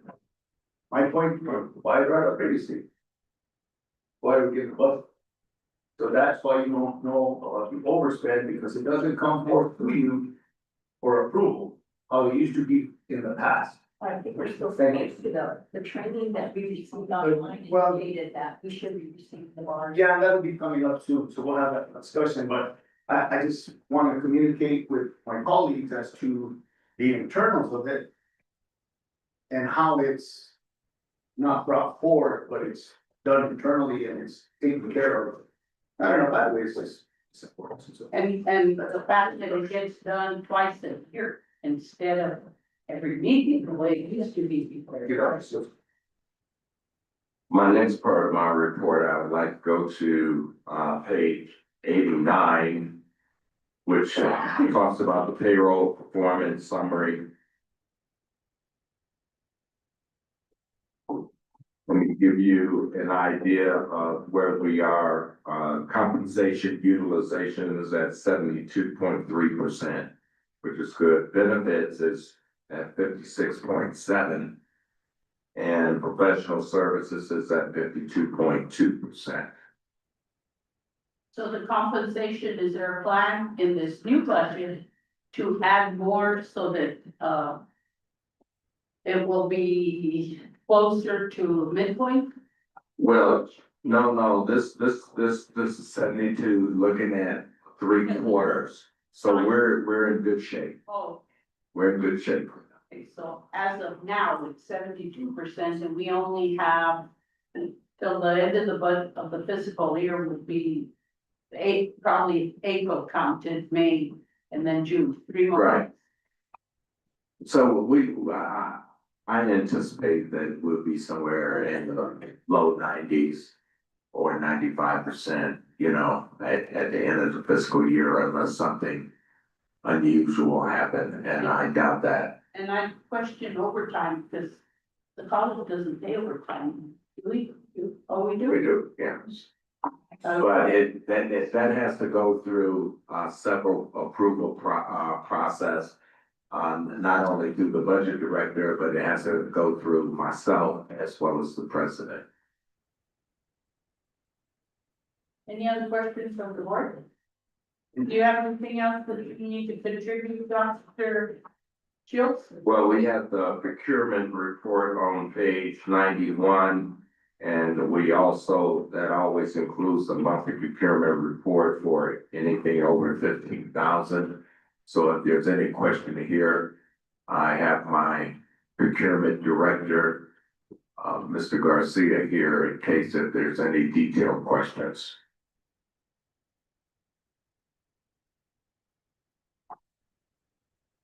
I don't see any numbers on that page. What are we talking about? Go on page 92. My apologies, trustee Ortega.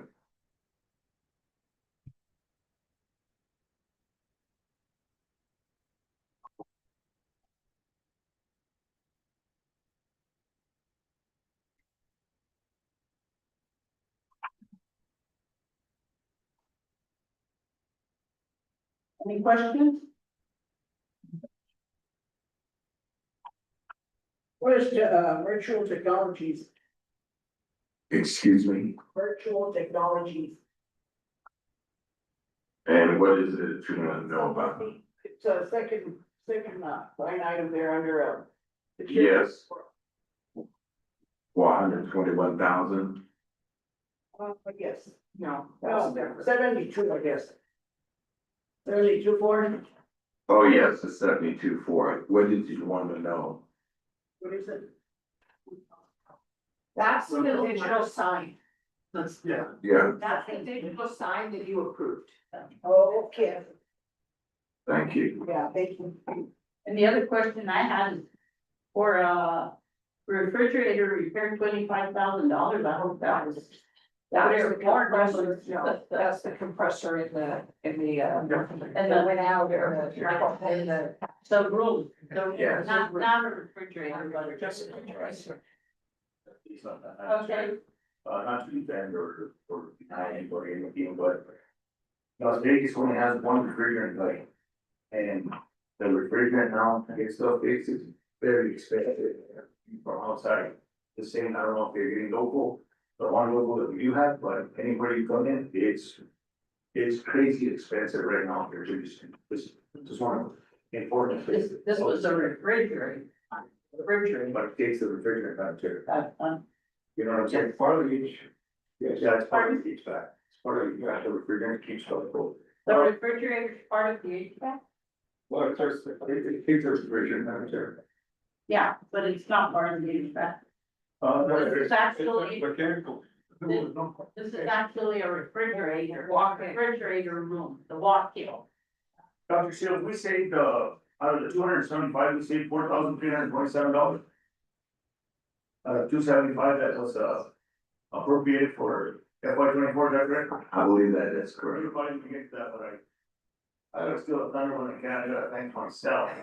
As you know, I didn't find that. $9,000.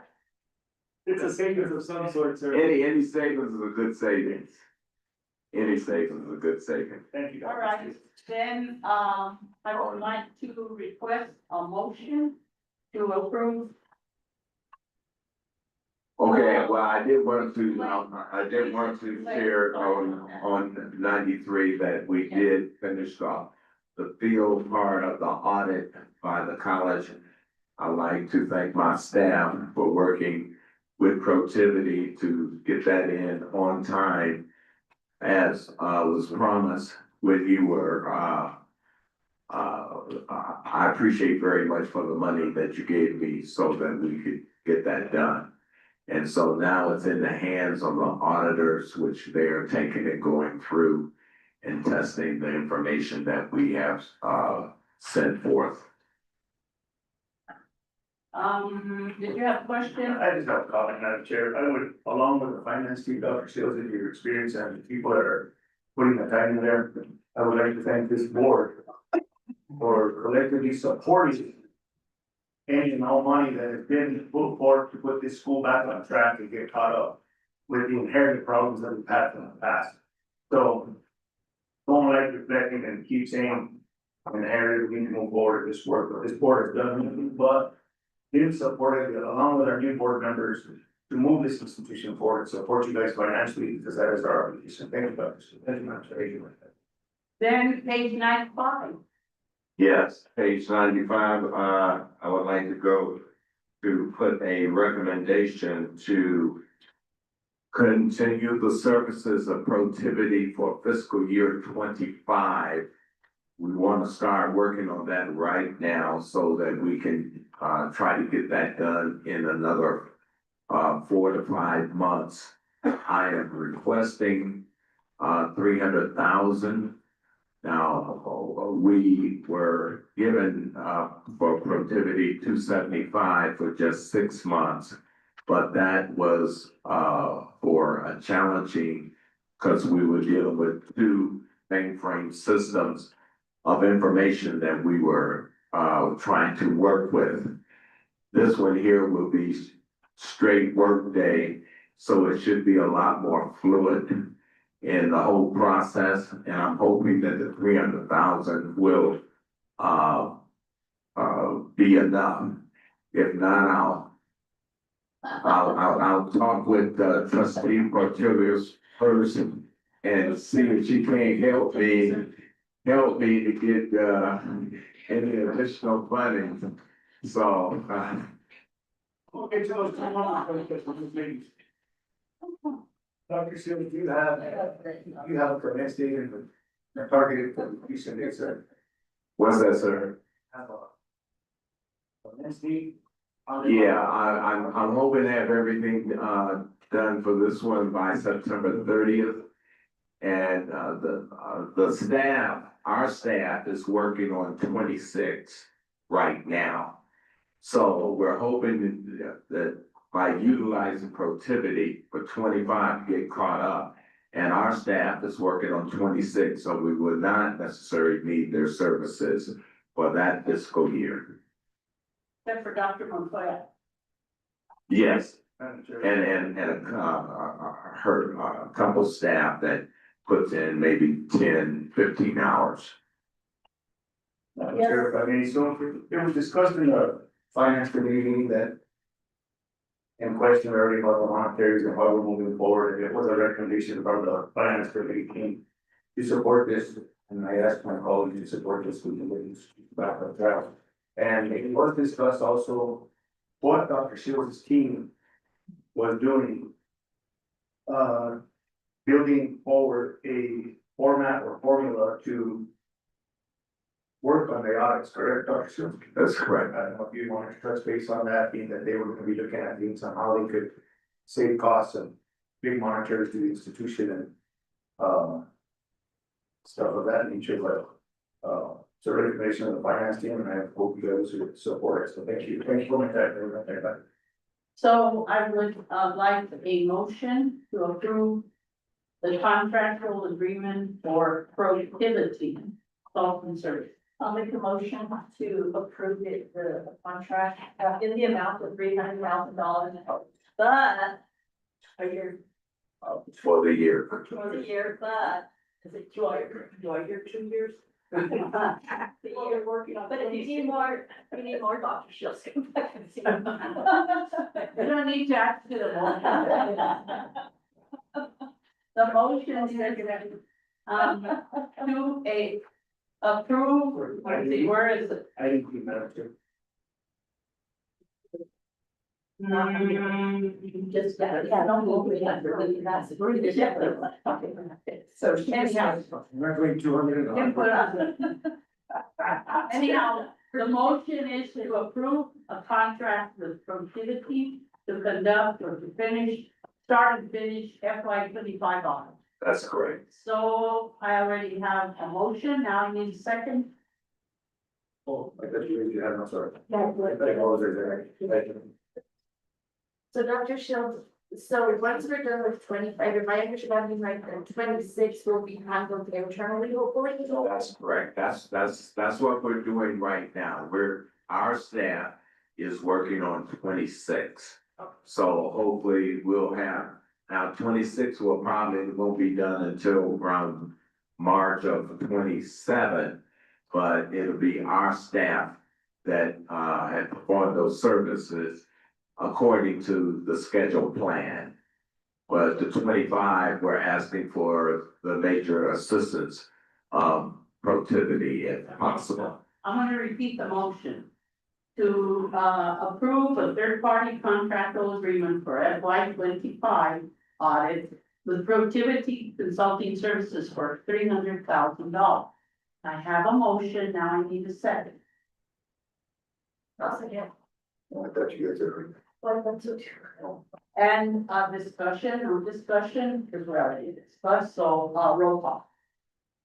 Madam Chair, Dr. Phyllis Martinez. Yes. Madam Vice Chair, Luis Martinez. Yes.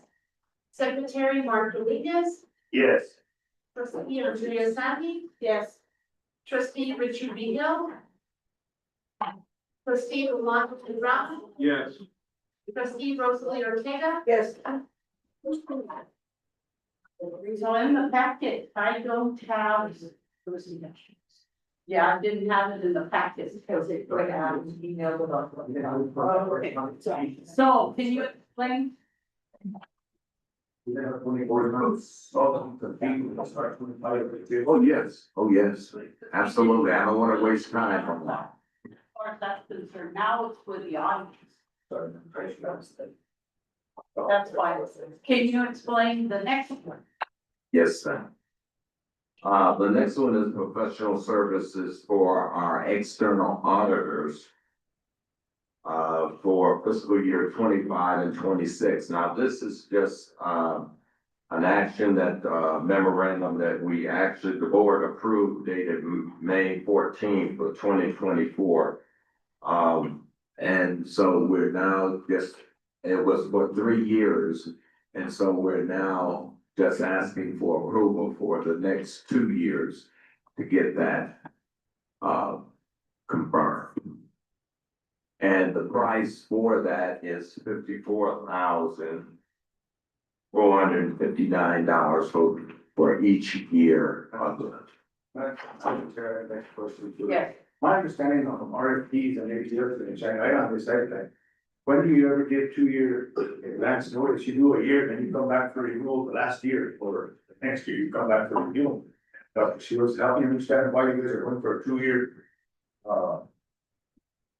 Well, That's my understanding of an RFP, it's a request for proposal, but they're simply 1-year term. They're renewable every year, just like the attorney. So please help me explain that to my constituents.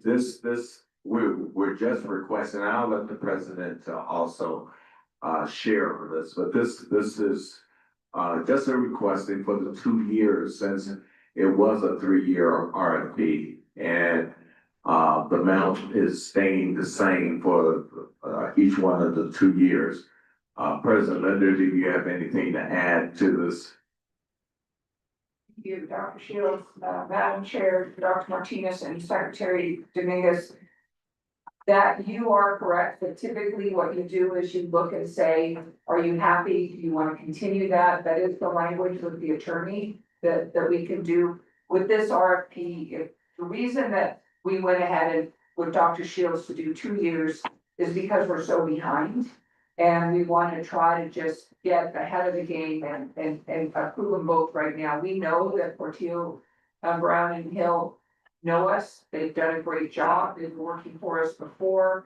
And so it is really the question of whether we're gonna renew that and are we happy with their services? So we could have in May of 2024 approved them for 3 years. But what I remember is that the board said, okay, let's see how they do, let's see what we're doing. We did finish with them the 22 and the 23. They were actually already under contract with them and there was questions at the time back in 24 because we had not completed the 22 and the 23 of whether we would actually continue to use them. And so our experience has been positive with that. They know us, they've worked with us really closely.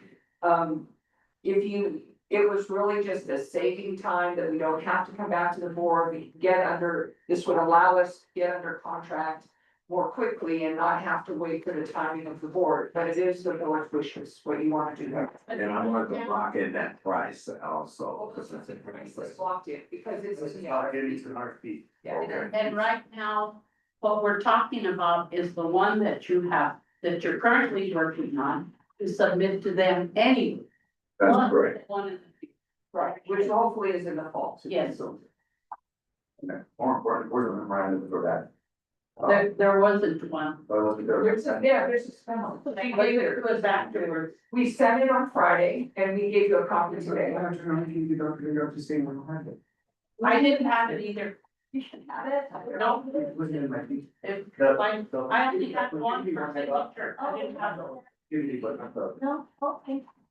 There was part yes, I was put this morning and emailed to you last week.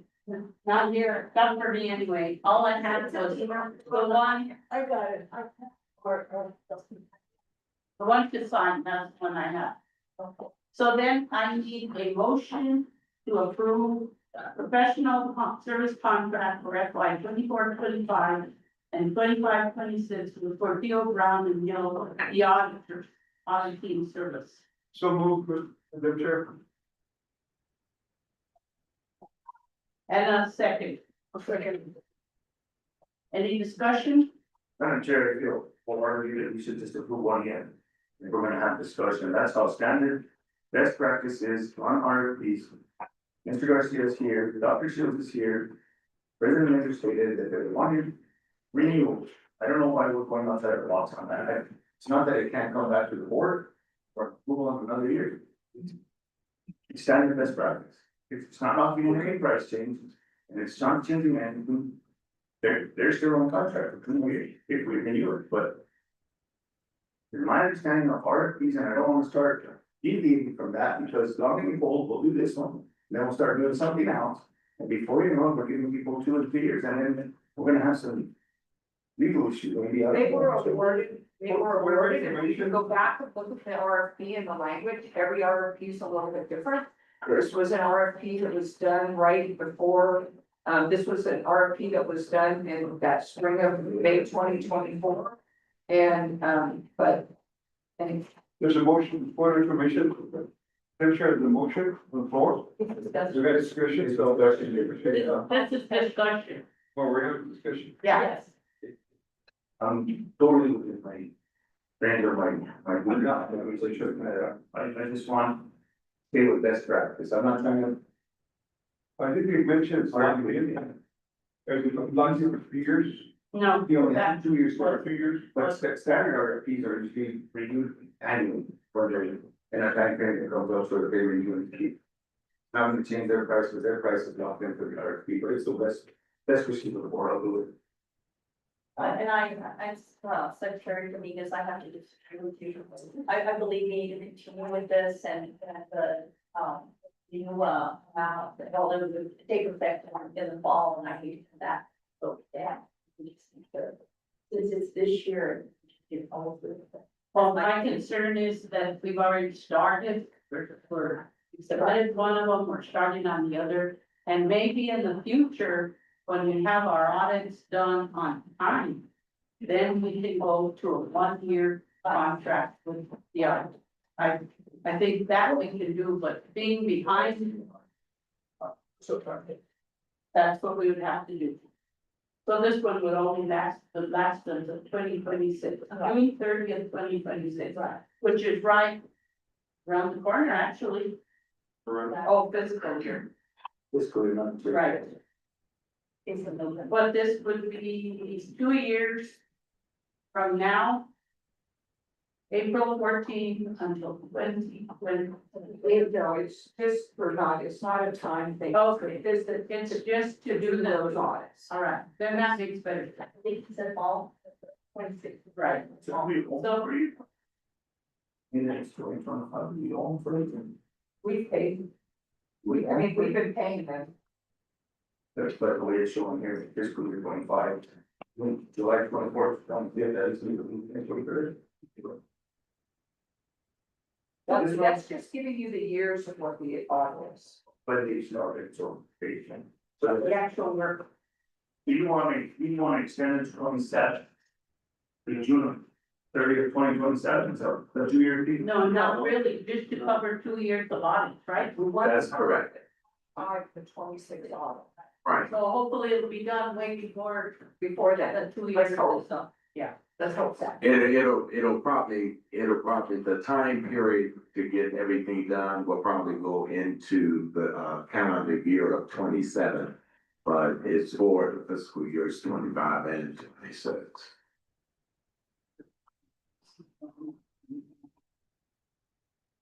So it's only for 2 months, doesn't really have to be for 2 years.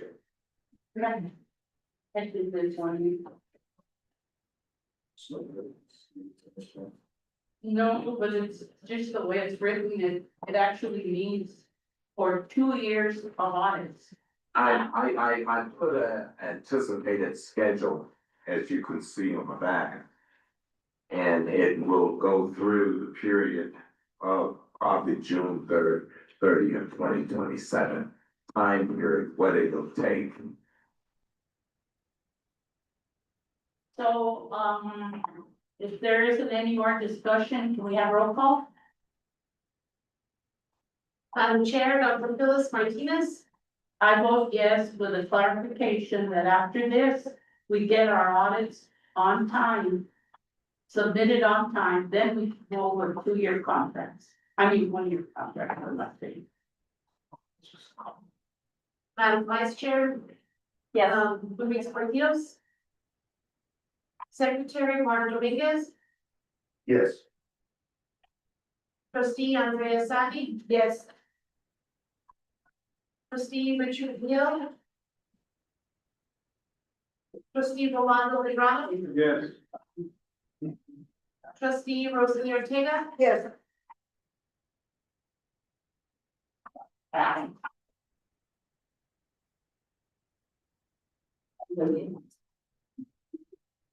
Next item is announcement on date, time, and location. Thank you, Doctor. Yes, thank you for your support, all of you. Thank you for your support. I didn't want. Huh. I didn't want to, I was still another line. Announcement on date, time, and location of next board meeting. That's not here, it's just. And everybody can read, and there's a change, budget approval, 9:30 AM. And I have a question for Sharice. Yes. You handed us a document earlier. This is the budget in summary, correct? Yes, So this is for us to review prior to our approving the budget. and it is preliminary. Okay. Okay, but at least we have a basic. I'm still working on. Pardon me? I was telling Mark, I'm still working. Thank you so much for that. So. For giving it ahead of time, so we don't have to wait. That's a perception you put, I just. No, we don't have the table. You know, the perception, we didn't, you know that. Then I would like a motion to adjourn. I'll make that motion to adjourn. And a second? And no discussion. Roll call. Thoughts, Madam Chair, and something. I like. Madam Chair, Dr. Phyllis Martinez. Yes. Madam Vice Chair, Luis Martinez. Yes. Secretary Mark Dominguez. Trustee Andrea Sadi. Yes. Trustee Richard Hill. Trustee Rolando Medrano. Yes. Trustee Rosalie Ortega. Yes. Thank you.